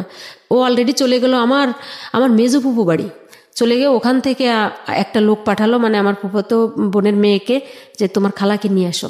তখন জানতে পারলাম যে ওই বাড়িতে, তখন তো মনে করেন যে একেবারে ফুল রাগে এবং যে আজকেই ওর সাথে শেষ। তখন আমি বললাম, ও এর আগে কি করলো, ফুফুকে কনভিন্স করে রাখলো যে ফুফু দেখেন ও আসার পরে কিন্তু এত বলবে, আমার আরো বিয়ে আছে, অমুক আছে, আমি এইটা করি সেইটা করি, দেখে না পাগলের মতো কত কিছু বলে। আমি তো যে একেবারে ফুল, ও যা বলছে আমি সেটাই বলে দিচ্ছি। এবং ওর আরো একটা বিয়ে আছে, ওই আলী হোসেনের বোনের পরে আরো একটা বিয়ে আছে। তৎকালীন সময় আমাদের ওখানকার ডিসি সাহেব ছিলেন পিউস কস্তা, উনিও একটা মেয়েকে পছন্দ করতেন, সেই মেয়েটাকে ওই শোয়েব বিয়ে করছিল এবং মেয়েটা হিন্দু ছিল। এখন মেয়েটা হয়তো ঢাকার কোথাও কোনো একটা হসপিটালের সিনিয়র নার্স হয়ে গেছে। আজকে হয়তো যদি কোনো কারণে দৈবক্রমে গল্প শোনে তাহলে হয়তো বুঝতে পারবে। যাই হোক, তো এটা আপনি জেনেছেন কবে? সেকেন্ড বিয়েটার খবর জানছেন কবে? সেকেন্ড বিয়েটার খবর হচ্ছে আমি যখন আমার এই মেয়েটা মানে আমার বেবিটা যখন হয়, আমি যখন ওদের বাড়িতে যাই ঠিক তখন এই ঘটনাগুলো আমি জানি। আমরা সিরিয়ালি যাই। হ্যাঁ, তারপর তো এটা বলার পরে তখন ও আমাকে অনেক কথা বলে আমাকে কনভিন্স করে, ফুফু দেখলেন, আমি বললাম না। তখন ফুফু আমার বলে, তুই কি পাগল হয়েছিস? কোন জায়গার আগের কালের বুড়ো মানুষ, তো কোন জায়গার কোন আউল ফাউল গল্পগুলো শুনে কোন শয়তান পয়তানে কি বললো তুই শুনে জামাইয়ের পরে এরকমের চেঁচাচেঁতি শুরু করছিস। তাই আমি কই, ফুফু তুমি চেনো না ওরে, এরকম শয়তান। পরে ওই পথে ওর বাড়ি চলে গেল, ফুফুকে কি বলে আমি সকালবেলা আমার বাড়িতে চলে আসলাম। তো মা ওরা সবাই চিন্তিত, সবাই এই যে কি হলো বা কি দেখি এইগুলা। তাই বললাম এগুলো বাদ দাও, ওগুলো আর কোনো কথা বলো না, আমি কলেজে যাই ঠিক মতো। একদিন পরেও আবার আমাদের বাড়িতে চলে আসলো। আচ্ছা, চলে আসার পরে বললো যে এগুলো কোনো কিছু না, এগুলো হচ্ছে আমার শত্রুপক্ষ, অমুক সমুক এই সেই, মানে যেগুলো বলা। এখন ওর কথা আর কেউ বিশ্বাস করে না। এখন ওই একদিন পরে আমাদের বাড়ি থেকে আমার বাড়ি আসার পরে ও আমাকে সার্বক্ষণিক 24 ঘন্টা খুব চেকে রাখে, মনিটর করে। হ্যাঁ, এবং আমি হচ্ছে ভাবিকে বললাম যে ভাবি এগুলো এখন আমার তো কিছু প্রোটেকশন দরকার আছে, কারণ এই মুহূর্তে তো বাচ্চা নেওয়া কোনো মতেই সম্ভব না। তো ইন দ্য মিন টাইম আপনি কি এই যে পিস্তল ধরা, আপনাকে যে চিন্তায় করে নিয়ে যে বিয়ে করা, এগুলো ঘটনা কি আপনার বাবা মাকে বলেছেন? হ্যাঁ, সব। তখন সবাই মোটামুটি সবকিছু জেনে গেছে, সব জেনে গেছে আর কি সবাই এগুলা। এখন বলো যে এখন তো ভালো, ও এটা বলে কনভিন্স করে যে আমি ভালো হতে চাইলে আপনারা আমাকে সুযোগ দিবেন না। তার মানে ও মোটামুটি আপনারা সবাই তখন জানতেন যে ও সর্বহারা গ্রুপে। হ্যাঁ, আচ্ছা। এখন বলে যে আমি ভালো হতে চাইলে আপনারা কি আমাকে সুযোগ দিবেন না? আমি হচ্ছি মানে সর্বহারা এই নামটা শুধু আমার ফ্যামিলির লোকজনগুলো, আমার ঘরের লোকজন, মানে আমি আব্বা মা ছোট ভাই, ওরা তো 2জন ছোট, পাশের ঘর আলাদাদের জানতে দিই না, কারণ ওরা আবার একটা দুর্বল পয়েন্ট পাবে, কারণ সবাই তো চিরদিন মানে মিত্র থাকে না, এরকম। তো এই শব্দটা যেন ওরা না জানে। তখন বলবে যে অমুকের একটাই জামাই, সে আবার হচ্ছে এই কোয়ালিটির, এমনি আছে যা হবার হয়েছে। তো এটা বলার পরে এখন আমি বলি ভাবি এই অবস্থা, কিন্তু ও এই কারণে আমাকে সবসময় চেকে রাখে যে আমি কোনো ধরনের কোনো পদ্ধতি ইউজ করি কিনা বা কিছু। মানে ও চাইতো যে বেবিটা আসুক। হ্যাঁ, ও মনে প্রাণে চাইতো একটা বেবি আসুক, কারণ বেবি, ওর ভয় থাকতো যে কোন সময় আমি তো কখনোই ওর সঙ্গে থাকবো না, আমি পড়াশোনা করছি সিচুয়েশন বুঝেই আমি ওর থেকে ডিডাক্টেড হয়ে যাবো, এরকম আর কি। এই কারণেও কিন্তু ওর মনোবাসনায় ঠিক হলো। তো এরকম করে অলরেডি তখন হচ্ছে ওই যে সর্বহারার যে লিডার, উনি তখন প্রচুর সক্রিয়, এবং বোন যাওয়ার রিপোর্ট দেওয়ার পরে যে ও তো আর একটা বিয়ে করছে ভাইয়া, তখন ওকে মারতে আসলো আমাদের বাড়িতে, আমাদের এলাকার একজন লোককে নিয়ে আসলো। ও আবার বলল কি, ওই দিন সকালে আমাকে বললো যে আমি একটু বাড়ি যাচ্ছি, আমি বাড়ি গিয়ে আমি 1 সপ্তাহ পরে আসতেছি, তোমার তো এখন খুব মানে সময় তো চলে আসছে, ডেলিভারির সময়, আমি আসতেছি। এটা বলে ও তুমি ঠিক মতো খাওয়া দাওয়া গোসল টোসল করো, এগুলো সব মানে খুব টেক কেয়ার করতো আমাকে। তো আমি ওই সময় আমার বই হাতে থাকতো যে না জানি এরপরে কোনো সমস্যা হয় কিনা, আমার পরীক্ষা সামনে, ফাইনাল ইয়ারের পরীক্ষা অনার্সের। তো ওই আলী হোসেন আসলো, আসার পরে আলী হোসেন হচ্ছে একটা স্টপেজ আমাদের ওখানে পিরোজপুর আর হচ্ছে বাদালের মাঝখানে বনগ্রাম নামক একটা জায়গা আছে, ওখানে একটা ব্রিজ ভেঙে গেছে, মানে বাস আর কি 2 পাশ হয়ে গেছে, এই পাশের বাসের লোক নেমে ওই পাশ থেকে উঠে যায়, ওই পাশ থেকে নামাই দেয়, এরকম। কিন্তু ওই মিডল পয়েন্টে ওকে ওখানে মানে অ্যাটাক করছে। অ্যাটাক করার পরে ওখানে ফায়ারিং হয়েছে। ফায়ারিং হওয়ার পরে শোয়েবকে অ্যাটাক করেছে। হ্যাঁ, হওয়ার পরে ওইখানকার একটা ছেলে, মানে আমাদের দিকের একটা ছেলেই ওকে সিস্টেমে কিভাবে যেন ওকে বিপদ সীমা আর কি মুক্ত করে দিছে, যে ভাই এইবার আপনি যান, আপনি এবার ফ্রি, এরকম ওর ভিতর থেকে। ও একদম দৌড়াতে দৌড়াতে আমাদের বাড়ি আসলো। আমি বললাম যে তুমি 1 সপ্তাহের কথা বলে গেলে এখনই চলে আসলা। তখন হচ্ছে আমার আব্বা আমারে হাতে পায়ে ধরে বলে যে এই অবস্থা, এখন ওর যে বাচ্চা, এটা তো আমার বংশধর, এখন ওরা যদি আসে তো ওকেও তো মেরে ফেলবে। তখন হচ্ছে সমস্যা, তাইলে এক কাজ করেন আমি ওকে নিয়ে চলে যাই। এখন মা বলে যে এই অবস্থায় মেয়ে আমি কোথায় দিয়ে পাঠাবো, তো লোকে কি বলবে? তখন বললেন যে আমার আম্মা অসুস্থ, ওকে দেখার চাইছে, মারা যাওয়ার মতো অবস্থা, এখনই নিয়ে যাচ্ছি ওকে। এটা বলে বাড়ির ভিতর সবাইকে ওটা বলা হলো। আমি তো সেই কান্নাকাটি যে বুঝছি যে এবার তো মরা ছাড়া নির্ঘাত আর কোনো গতি নাই, একটার পরে একটা দুর্যোগ। পরে আমরা আসলাম আমাদের বাজার থেকে, 2 জন 2 দিক হয়ে গেলাম। ও আমার আব্বাকে বলে কি যে আপনি আমাকে অন্য পথে আমার নামাই দেন এমন জায়গায়, যে আমি ওই পথে আমার বাড়ি যাই, আর ওই পথে ওর খালা বাড়ি থাকুক, কালকে সকালে ওই পথে আমাদের বাড়ি যাবে, আমি ওইখান থেকে এসে ওকে ওই পথে নিয়ে যাব। এটা বলে দিল, চলে গেল। আমি আমার খালা বাড়িতে গেলাম। পরের দিন আব্বা ওকে রেখে আসলো আমার ছোট পুকুর বাড়ি থেকে, ওই পথে ওকে পাঠাই দিল। রাতে আব্বাকে একটা চিঠি লিখে দিল, বলে এটা নিয়ে আপনার মেয়েকে দিবেন, আপনি পড়েন না। আব্বা আবার ওটা নিয়ে রাতে আম্মার কাছে দিল। আম্মা আবার সকালে আমার খালা বাড়িতে গেল। এদিক তো বাড়ি থেকে সবাইকে বলে আসলাম যে আমি শ্বশুর বাড়ি যাচ্ছি, এরকম শাশুড়ি অসুস্থ, চলে যাচ্ছি। সবাই মেনেও নিল বিষয়টা। তো সবাই বললো যাক, 1 কাজে 2 কাজই হলো, মেয়েটার শ্বশুর বাড়িও দেখা হলো, আর হচ্ছে এখন মানে স্বীকৃতিও যেটাকে বলে। সবাই তো বুঝতো কম বেশি যে হয়তো ছেলে একা একা বিয়ে করছে, এই জন্য বাড়ি থেকে কেউ মেনে নেয়নি, বাবা গরিব এই জন্য। তো এইবারই ভালো হলো।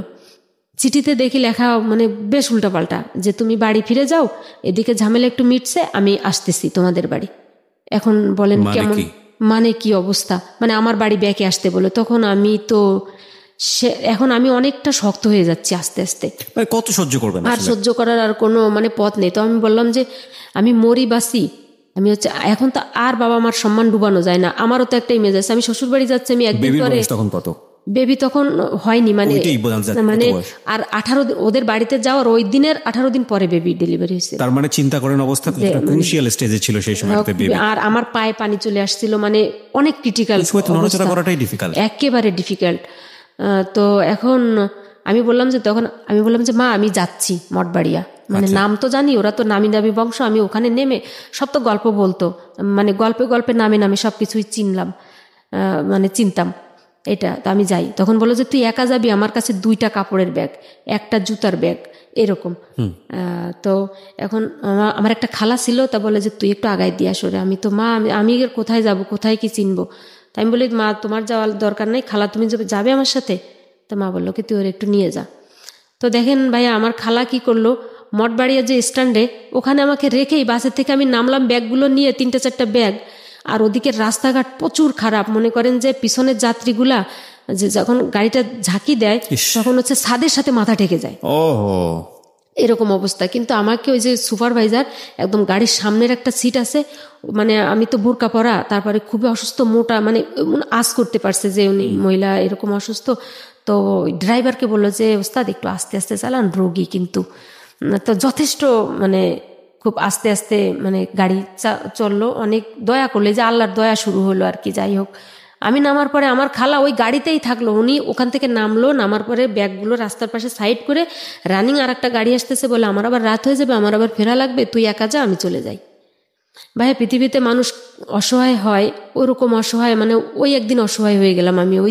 ওই যে আমার অসহায়ত্ব শুরু। আমি চারিদিকে অন্ধকার দেখতেছি, যে আমার তো আর পরিচিত এখানে কেউ নেই, আমার এই অবস্থা। সারাদিন ওই দিন সকালে খালার বাসা থেকে শুধু 1 গ্লাস পানি খাইছি, এরপরে আর কোনো কিছু খাওয়া না।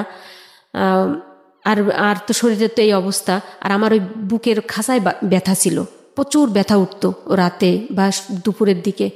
তো এই ব্যথায় আমার ওই ব্যথা আর মনে নাই।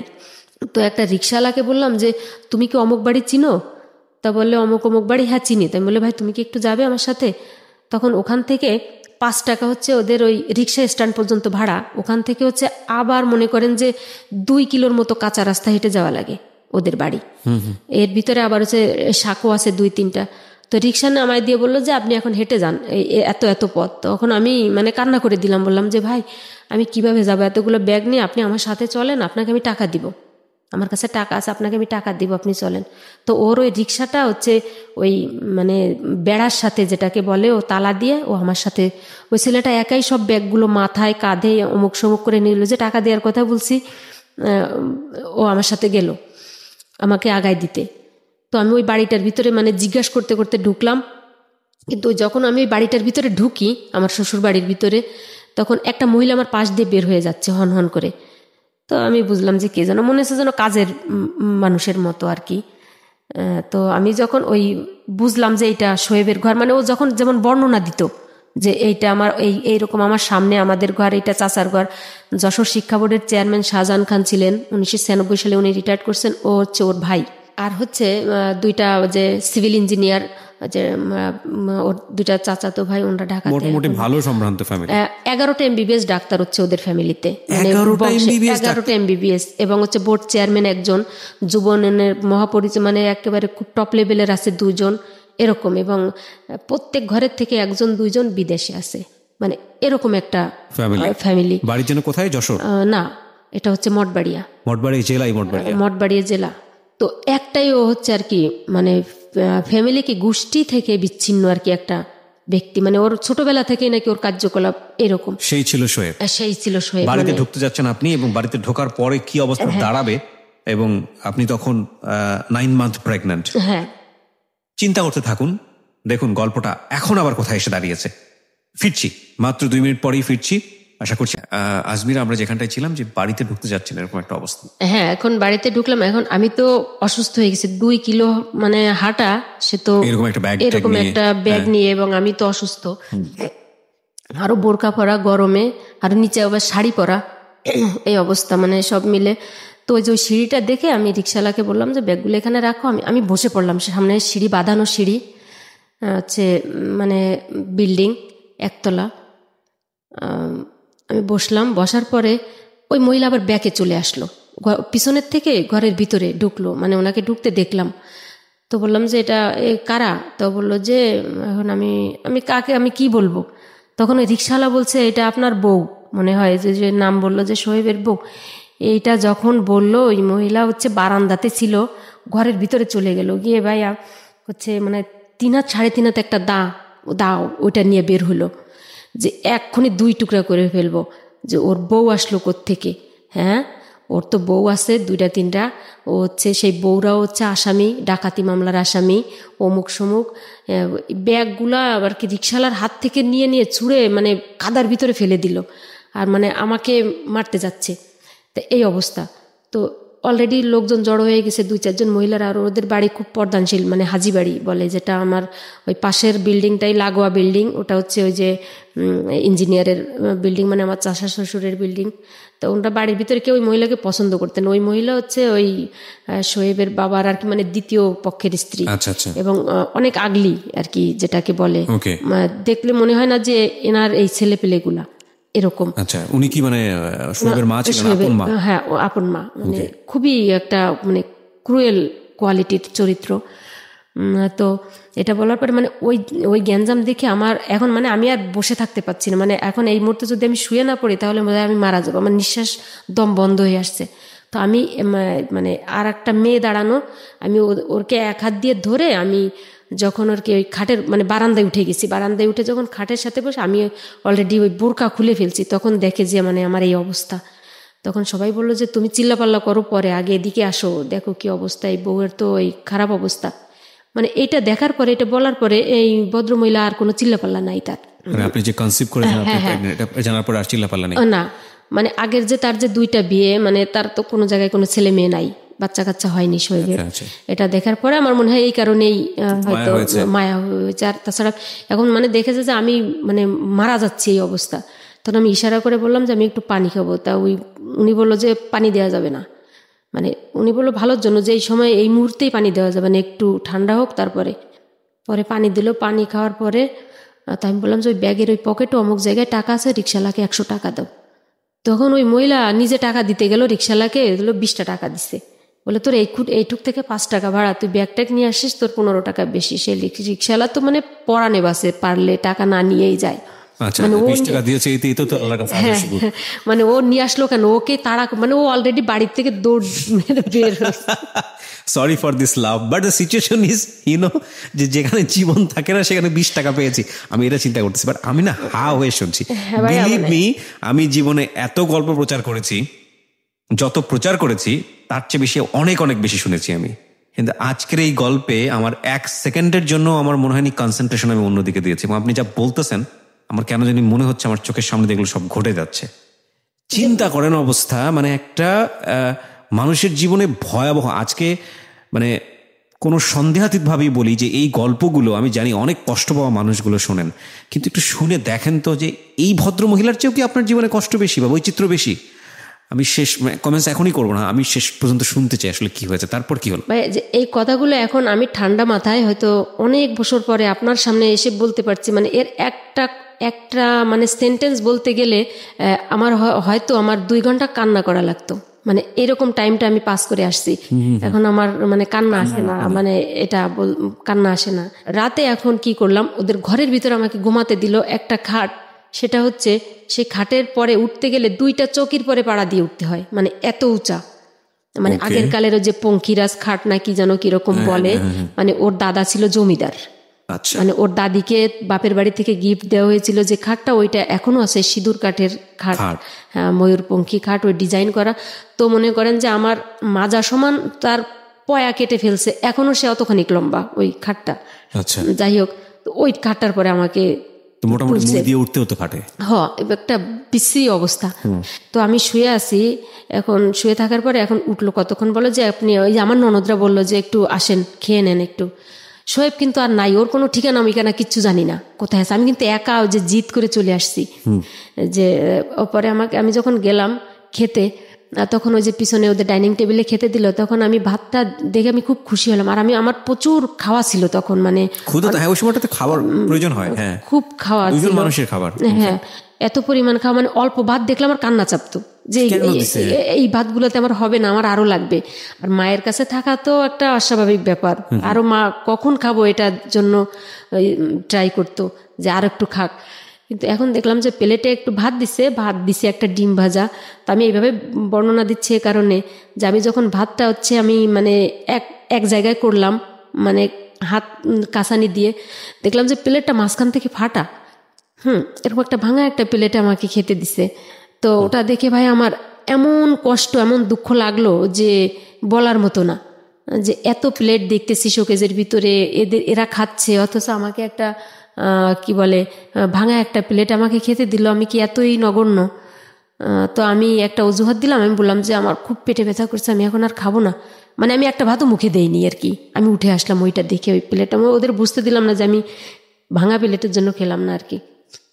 আমি তখন মনে প্রাণে চাইছি যে আমার যে বাচ্চাটা আসুক, এটা যেন জীবিত না আসে পৃথিবীতে। ভাইয়া আমি এটা চাইতাম। This is the hardest and cruellest reality, প্রিয় শ্রোতা। এই জন্যই আমরা বলি যে নাটক উপন্যাসে যা হয় বাস্তবতা তার থেকে 100 কোটি গুণ ভিন্ন। এই মা সারাটা জীবন ধরেই একটা মেয়ের সবচেয়ে কি বলা যেতে পারে ওয়াইল্ডেস্ট, ন্যাচারাল এবং সবচেয়ে কাঙ্ক্ষিত স্বপ্ন থাকে একটা মেয়ের বয়ঃসন্ধির পর থেকে যে সে মা হবে। সবচেয়ে বড় স্বপ্ন সেটা। সে যে সিচুয়েশনেই বাচ্চাটা পৃথিবীতে আসুক না কেন, এই ভদ্রমহিলার উনি নিশ্চয়ই বাচ্চাটাকে নিয়ে স্বপ্ন দেখেছেন, উনি নিশ্চয়ই যেভাবেই হোক না কেন বাচ্চাটাকে সেভ করার চেষ্টা করেছেন। এবং আমি মানে বলার অপেক্ষা রাখে না, এত এত কষ্টের পরেও মানে যেভাবেই হোক না কেন মা যদি জানতে পারে এটা যে তার সন্তান পৃথিবীতে আসতে হলে তাকে মরে যেতে হবে, আমার মনে হয় না যে যদি সত্যিকারের মা হয় যে কোনোভাবেই নিজের জীবনটা সেভ করতে চাইবে যে না আমি মরে যাই কিন্তু আমার বাচ্চাটা যেন বেঁচে থাকে। কিন্তু সমাজ কিংবা পারিপার্শ্বিক অবস্থা কখনো কখনো আমাদেরকে এত ক্রুয়েস্ট রিয়েলিটির সামনে দাঁড় করিয়ে দেয় যে যখন অনাগত সন্তান হয়তো 10-15 দিন পরেই পৃথিবীতে আসবে, আমরা মনে প্রাণে চাই যে আমার সন্তানটি যেন বেঁচে না থাকে। So this is the hardest reality. মানে আমার এই অনুষ্ঠানটা আজকে আমি জীবন গল্পের 3য় পর্বে আমি খেয়ে হারিয়ে ফেলছি, টু বি অনেস্ট। বলুন তারপর কি হলো? এখন তখন অলরেডি ওর গল্পগুলো তো শুনে ফেললাম, তখন আমি ভাবলাম যে ভাইয়া মানে এই বাচ্চাটা যেন মানে আমার জীবন তো গেছে, আর এই বাচ্চাটাকে আমি মানুষ করতে পারবো না, আমি মুক্তি চাই এই জীবন থেকে, মানে এই বাচ্চাটা যেন পৃথিবীতে জীবিত না আসে, ও যেন মারা যায়, এরকম আবার একা একা কান্না করতাম। এটা হচ্ছে যাই হোক না কেন, ওর যতগুলো বউ থাকুক না কেন, আমি তো অলমোস্ট ওই বাড়িতে নতুন বউ।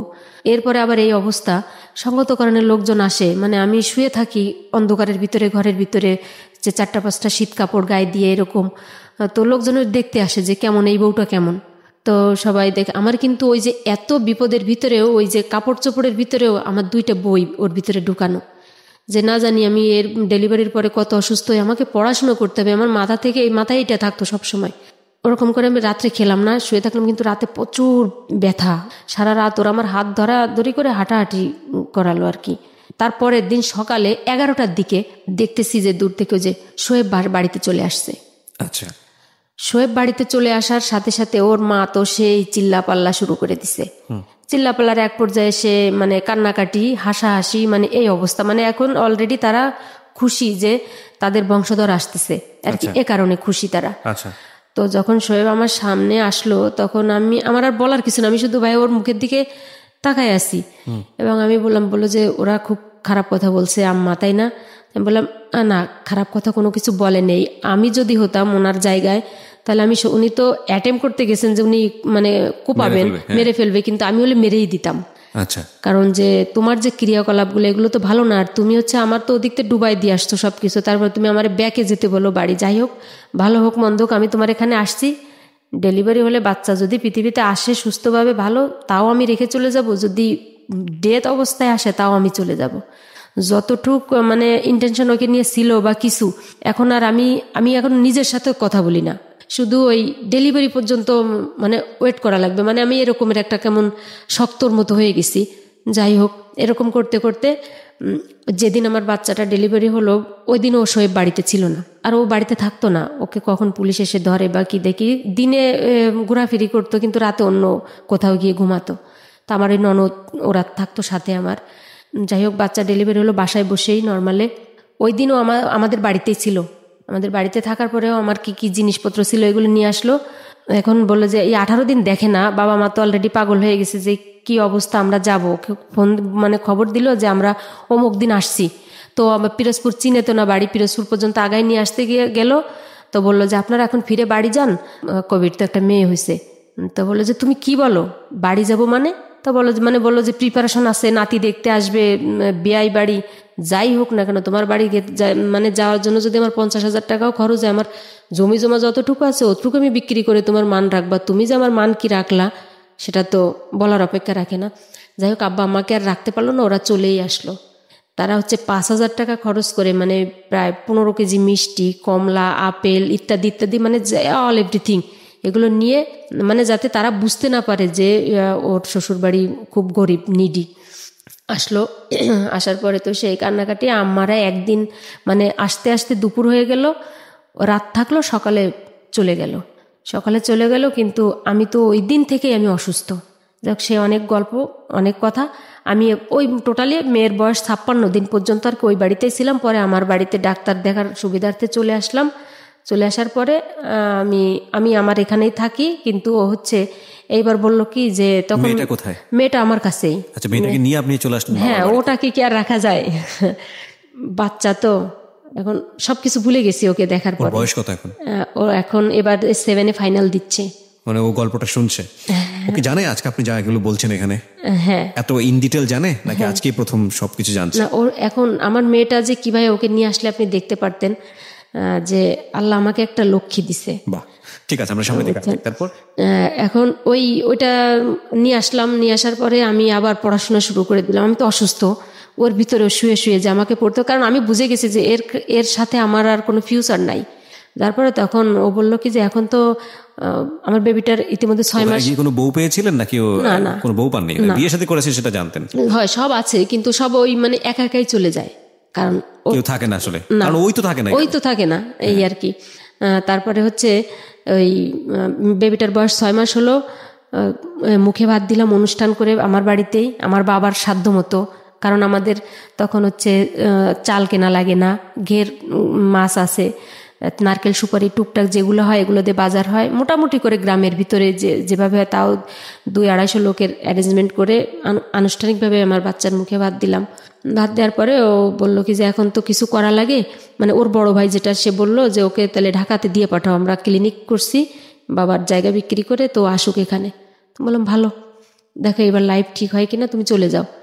দিয়ে পাঠালো। তখন অলরেডি আমার অনার্স পরীক্ষা শুরু হয়ে গেল ফাইনাল ইয়ারের। আমি পরীক্ষা দিচ্ছি, ও যাওয়ার পরে 1 মাসের ভিতরে 3 বার বাড়িতে আসলো, বাচ্চা রেখে আর ও থাকতে পারছে না।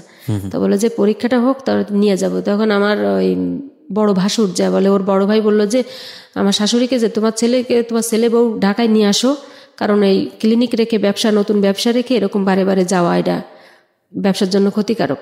তা বললো যে বউর তো পরীক্ষা দিক তারপরে যাক। এখন ভাই ওই যে পরীক্ষা তো হলো মানে মাসব্যাপী, 1.5 মাস বসে পরীক্ষা হলো, কম্প্রিহেনসিভ টোটালি 1.5 মাস লাগলো।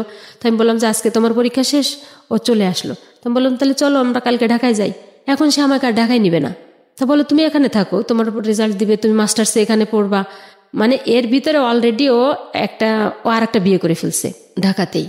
তখন এখন দেখি ওর মানে আচরণে পরিবর্তন, আমাকে নিবে না। আমার এত দিনের স্বপ্ন, আমার আব্বা বলছে যে আমার মেয়ে পড়াশোনা করবে, এখানে থাকলো, এত কিছু কাহিনী হলো, ও এখন আমাকে ঢাকায় নিতে চাচ্ছে না।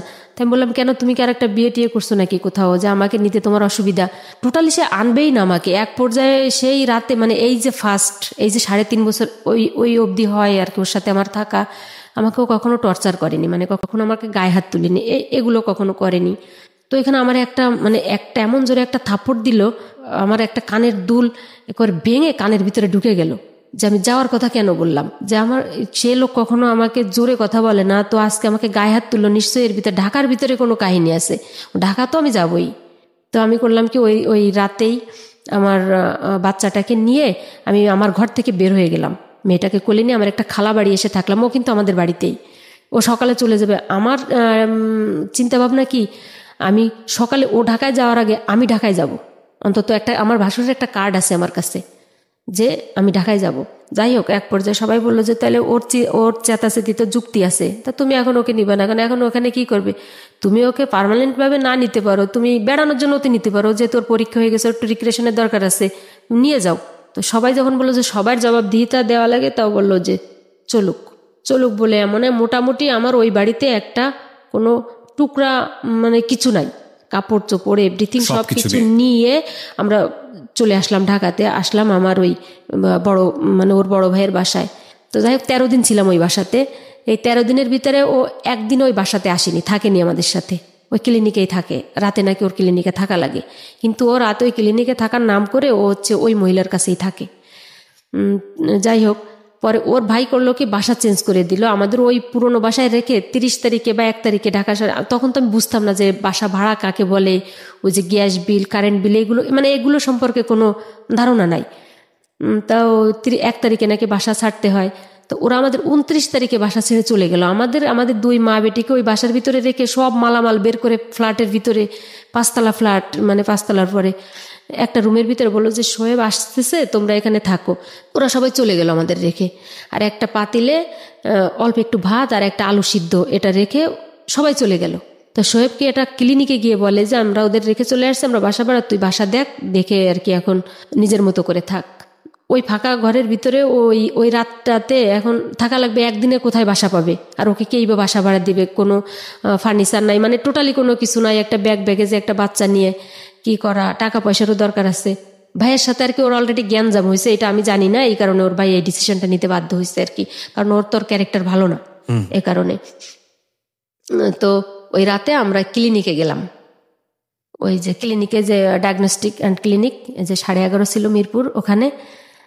তো ওই রাতে বাচ্চাটাকে নিয়ে আমরা 3 জনে ওই যে কি বলে রিসিপশনের যে রুমটাতে এরকম কার্পেট বিছানো, ওখানে একটা কাঁথা বিছিয়ে, কিন্তু আমাকে আলট্রাসোনোগ্রাম রুমে যেতে দিচ্ছে না।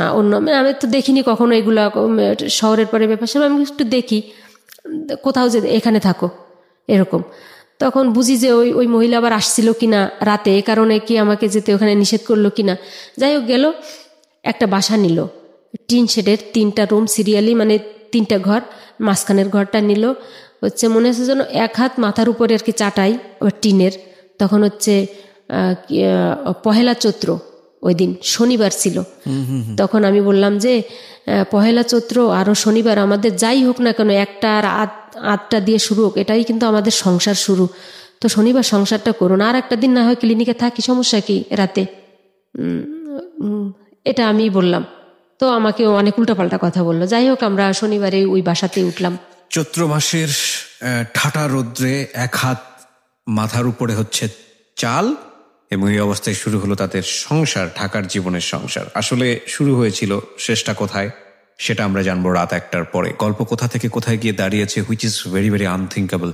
জীবন গল্পে যারা আসতে চান নিজের জীবনের গল্প নিয়ে, আমাদেরকে ফোন করবেন। আমাদের ফোন নম্বরটি হচ্ছে 09611904904। আবারও বলছি 09611904904। জীবন গল্প, জীবন গল্প, জীবন নাটকের চেয়েও নাটকীয়।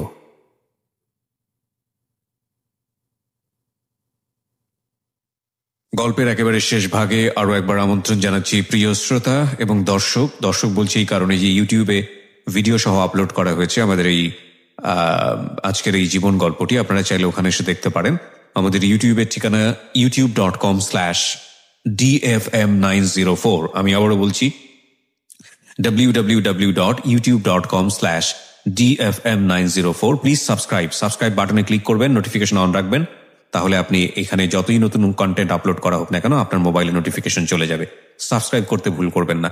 ওকে, যেখানে আমরা ছিলাম আসবিন, আমি কথা না বাড়িয়ে আবারও সেখানে ফিরতে চাই। সংসার শুরু হলো চৈত্র মাসের প্রথম দিন শনিবার। হ্যাঁ, বলুন তারপর। যাই হোক, ওখানে অনেক ঘটনা, যেহেতু আমি ছেড়ে যাচ্ছি। 1 মাস পর্যন্ত ছিলাম, এর ভিতরে আমার অনার্সের রেজাল্ট দিয়ে দিল এটা, এবং আমি বাড়ির সাথে যোগাযোগ রাখতে পারছি না। ওই 1 মাসেও আমি টোটাল, তখন চৈত্র মাস, ওই চালের অবস্থা এরকম, একটা ফ্যান নাই, একটা খাট নাই, কোনো কিছুই, বাচ্চাটাকে নিয়ে ওভাবেই ফ্লোরে আসি। তো এর ভিতরে ওর ভাইয়ের সাথে গ্যাঞ্জাম শুরু করে দিল।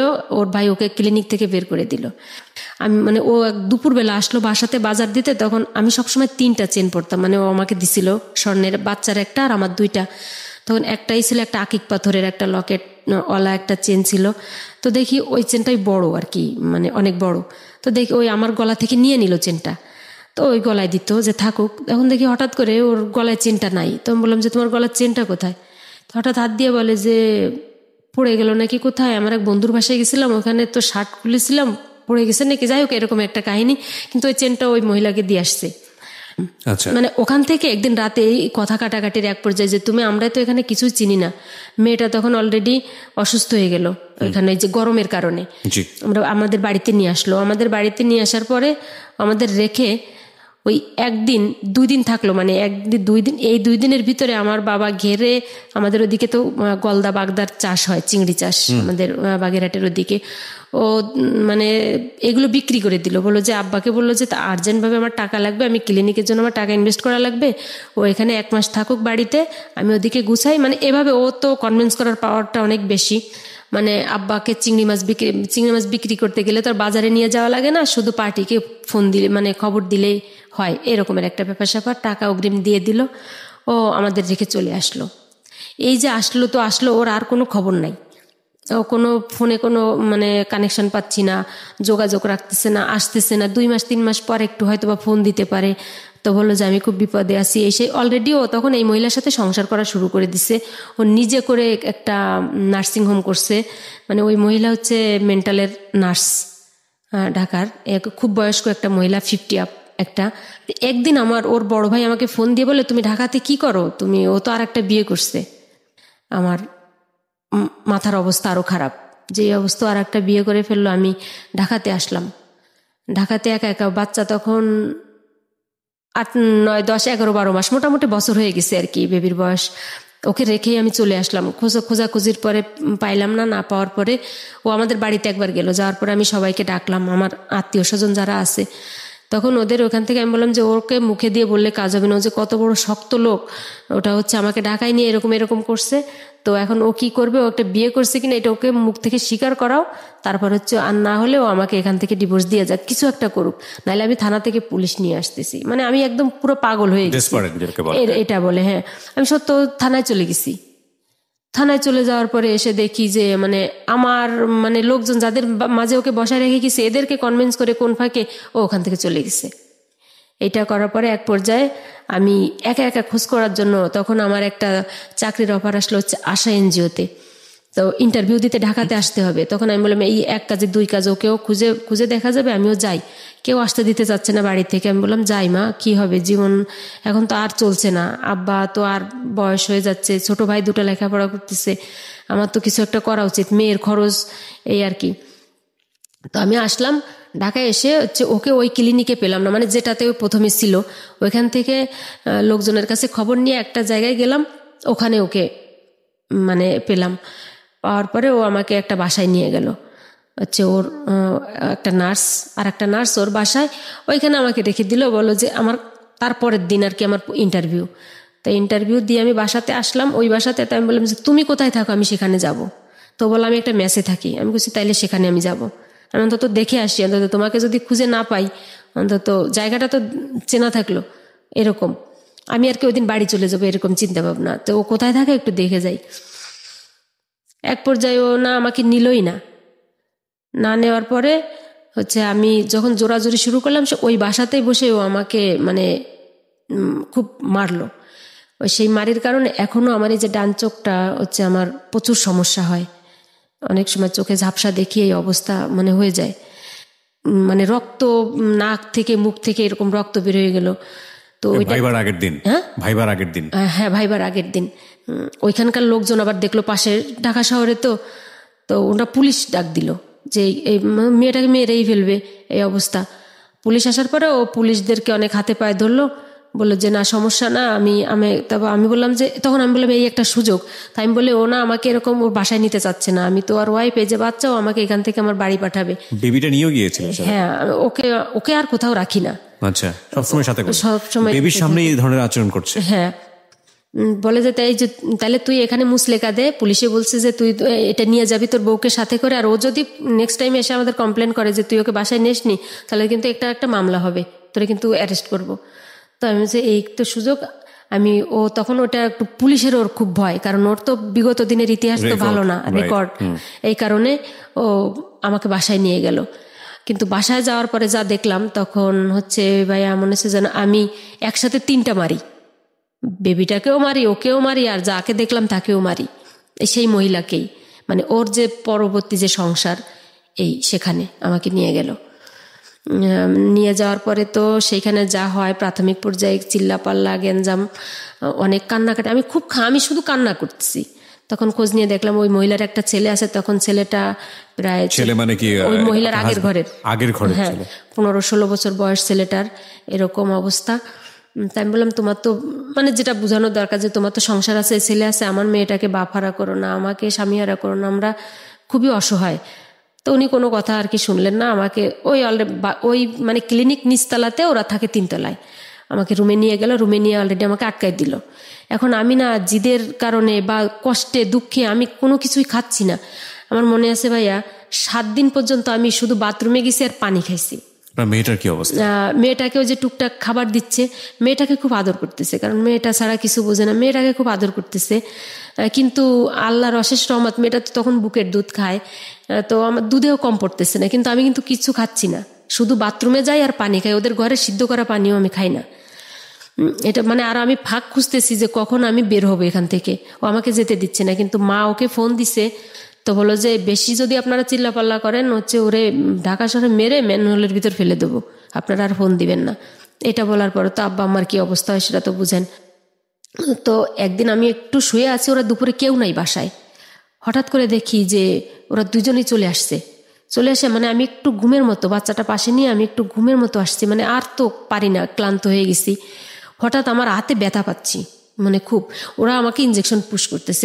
ওই মহিলা তো মেন্টালে চাকরি করে, ওইখান থেকে ওই যে এরকম কি জাতীয়, যে মানে আমাকে একদম টোটালি মানে মেন্টালি ডিসঅর্ড করে দিবে এরকম একটা ইঞ্জেকশন আমাকে পুশ করার, মানে একজনে হাত ধরা আর একজন মানে মাত্র নিডেলটা একটু ঢুকাইছে এই অবস্থা। তখন আমি এক লাফ দিয়ে উঠে বসছি। তখন বলে কি করবো, যে আপনি অসুস্থ, এই জন্য আপনাকে সুস্থ করার জন্য। তাহলে তো আমি তো সুস্থ মানুষ, আমাকে হুশ অবস্থায় দিতে হবে, আমি তো ঘুম। এগুলো কি দেখি, মানে জোরাজুরি করতেছে আমি ওষুধটার নাম দেখার জন্য। তো এক পর্যায়ে জানালা থেকে ফেলে দিল। তো আমি আবার ওই যে মানে ওয়ালের সাথে আঙুল মানে ঠেকনা দিয়ে মানে যাতে ওষুধটা বাইরে চলে যায় এরকম মানে ধস্তাধস্তি হচ্ছে এক পর্যায়ে। তখন আমি বুঝলাম যে ওরা আমাকে কিন্তু মেরে ফেলবে, আমাকে এখান থেকে বের হওয়া লাগবে। আর কোনো চিল্লাপাল্লা করলে কোনো আশেপাশে লোকজনও দেখতে পাচ্ছি না, এই অবস্থা। সকালবেলা ওই মহিলার হচ্ছে নাইট ডিউটি, ওই মহিলা তো নাইটে চলে গেছে, ও সকালবেলা উঠে হচ্ছে ওয়াশরুমে গেছে, শোয়েব ওয়াশরুমে গেছে। আমি এই ফাঁকে মানে আমার কাছে 12 টাকা না 13 টাকা এরকম ব্যাগে একটা কি ছিল, আর মেয়েটাকে কোলে নিয়ে আমি একদম শুধু বোরকাটা পরছি, আর ওই ব্যাগটা মানে খালি বাচ্চার যে একটু কাপড়ের একটা নেটের ব্যাগের ভিতরে 2-3টা কাপড় নিয়ে আমি ওইখান থেকে বের হয়েছি। বের হয়ে বাইরের থেকে সিটকিনি দিয়ে দরজার যে আমি বের হয়ে একদম আর্লি ইন দ্য মর্নিং আমি বের হয়ে রাস্তায় বের হয়ে চলে আসছি। বের হয়ে চলে আসার পর একটা সিএনজিকে বললাম যে যাবেন নাকি, যে সায়দাবাদ। ওই বললো যে হ্যাঁ যাবো। উনি সায়দাবাদ নিয়ে আসলো আমাকে। আমার কাছে কিন্তু কোনো টাকা নেই, 150 টাকা তখন সিএনজি ভাড়া চাইলো আমার কাছে। তখন আমি এটুক বুঝলাম যে আমি স্ট্যান্ডে আসার পরে আমাদের পরিচিত রুটের গাড়ি, আমি চিনবো লোকজন, ওদের কাছ থেকে আমি হেল্প নিব। তো আসার পরে আমাদের কাউন্টারে গেলাম। কাউন্টারে আমি বললাম যে আমি এরকম সমস্যায় পড়ছি, আপনি হচ্ছে আমাকে টাকা দেন, আমি হচ্ছে ওখান থেকে আমি পেইড করবো, আমার আব্বা ওখানে আছে। তো ওটা দিল, ওই টাকা দিয়ে সিএনজি ভাড়া দিয়ে দিলাম। আর বললাম যে আমি গাড়িতে যাব, আমাকে টিকিট করে দেন, ওখান থেকে আর কি সব টাকা আপনাকে পে করে দিব। অলরেডি ওইখানের ফোন থেকে আমরা যে বাজারের নাম্বারে ফোন দিই ওইখান থেকে ফোন দিলাম যে ব্যস্ত, বাড়ি খবর পাঠাও ভাই যে আমি আসতেছি, সাইনবোর্ড যেন আব্বা টাকা নিয়ে থাকে। যাই হোক, এরকম করে আমি মেয়েটাকে নিয়ে বাড়ি চলে আসলাম। বাড়ি আসার পরে হচ্ছে আমি মামলা করে দিলাম। মামলা করে দেওয়ার পরে মামলা করতে গেলে টাকা লাগে, সে অনেক অনেক ইতিহাস। কিন্তু এক পর্যায়ে পুলিশরা সালে মামলা করলেন 6-এর প্রথম দিকে, 2006 সালের প্রথম দিকে মামলা করলেন। মামলা করাটা কি অতটা সহজ ছিল? হ্যাঁ, মামলা করাটা তখন অলরেডি সহজ ছিল না। মানে নিজেদের তো রিলেটিভ আত্মীয় স্বজন আছে, অনেক ধর্ণা ধরা লাগছে যে নারী নির্যাতন মামলা। তো বললো যে এত টাকা লাগবে, 12,000 টাকা লাগবে একটা মামলা রুজু করতে গেলে। তো ওখানকার একটা চেয়ারম্যানের সহায়তা নিলাম, আমাদের রিলেটিভ হয়। এখন আসামি ধরার আর কোনো মানে নোটিশ করা বা তদন্ত করা বা চার্জশিট দেওয়া এগুলো কোনো কিছু নাই।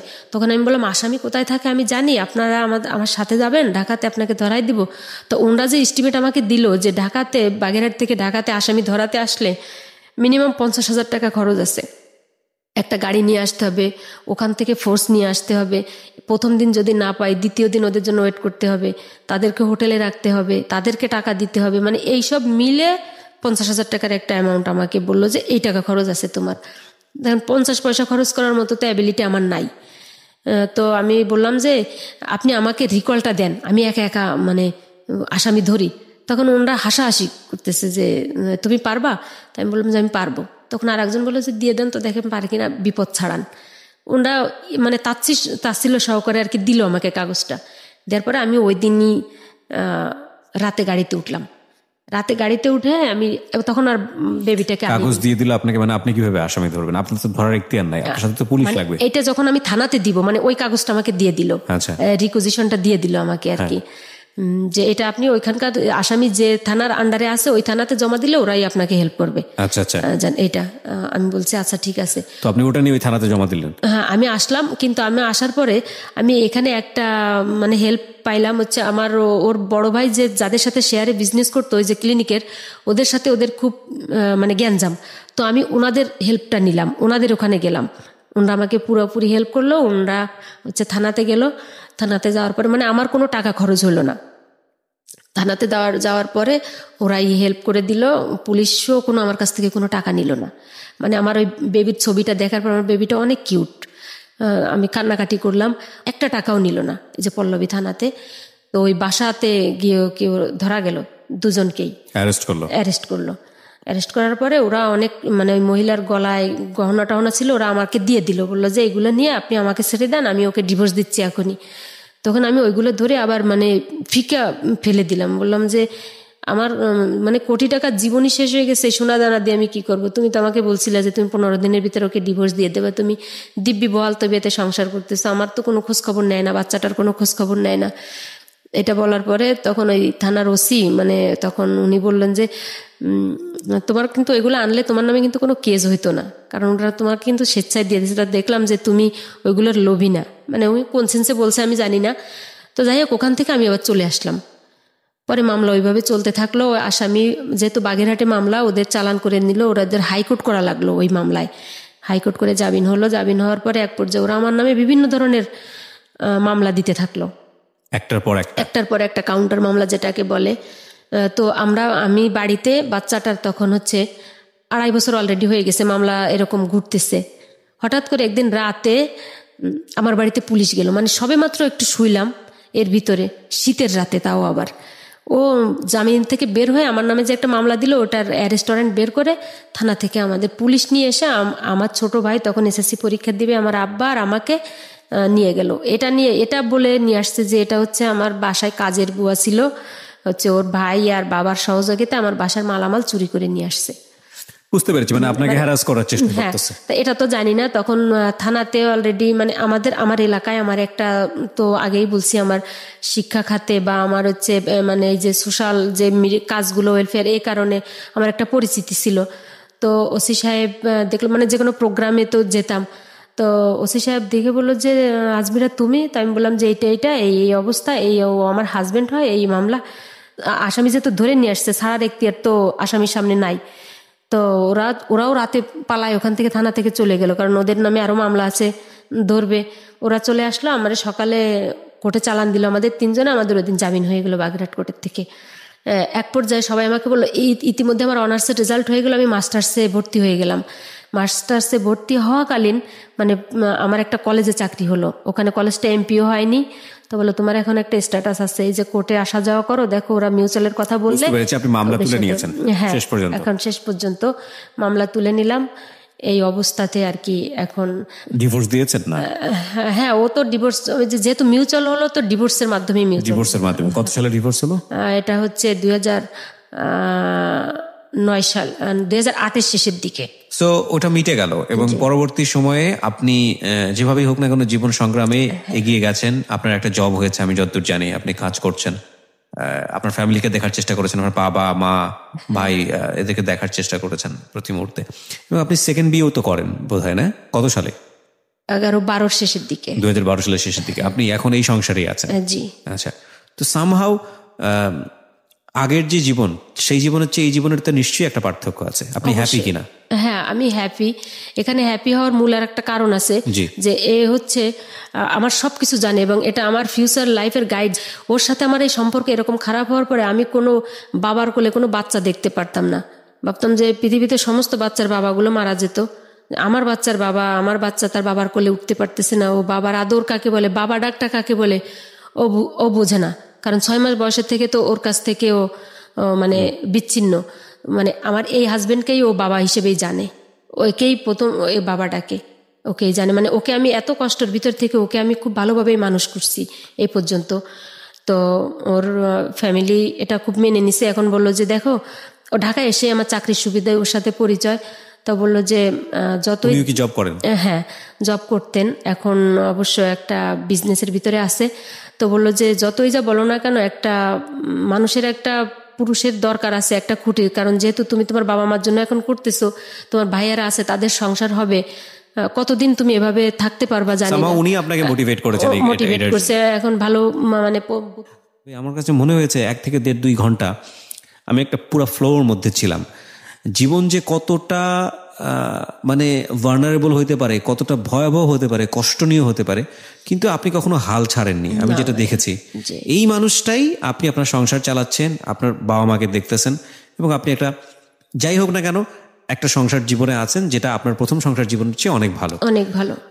এখন যে শ্বশুর বাড়ির ফ্যামিলিটা, এরা মানে বর্তমান বাংলাদেশের প্রেক্ষাপটে খুব প্রথম সারির লোক এরা আছে।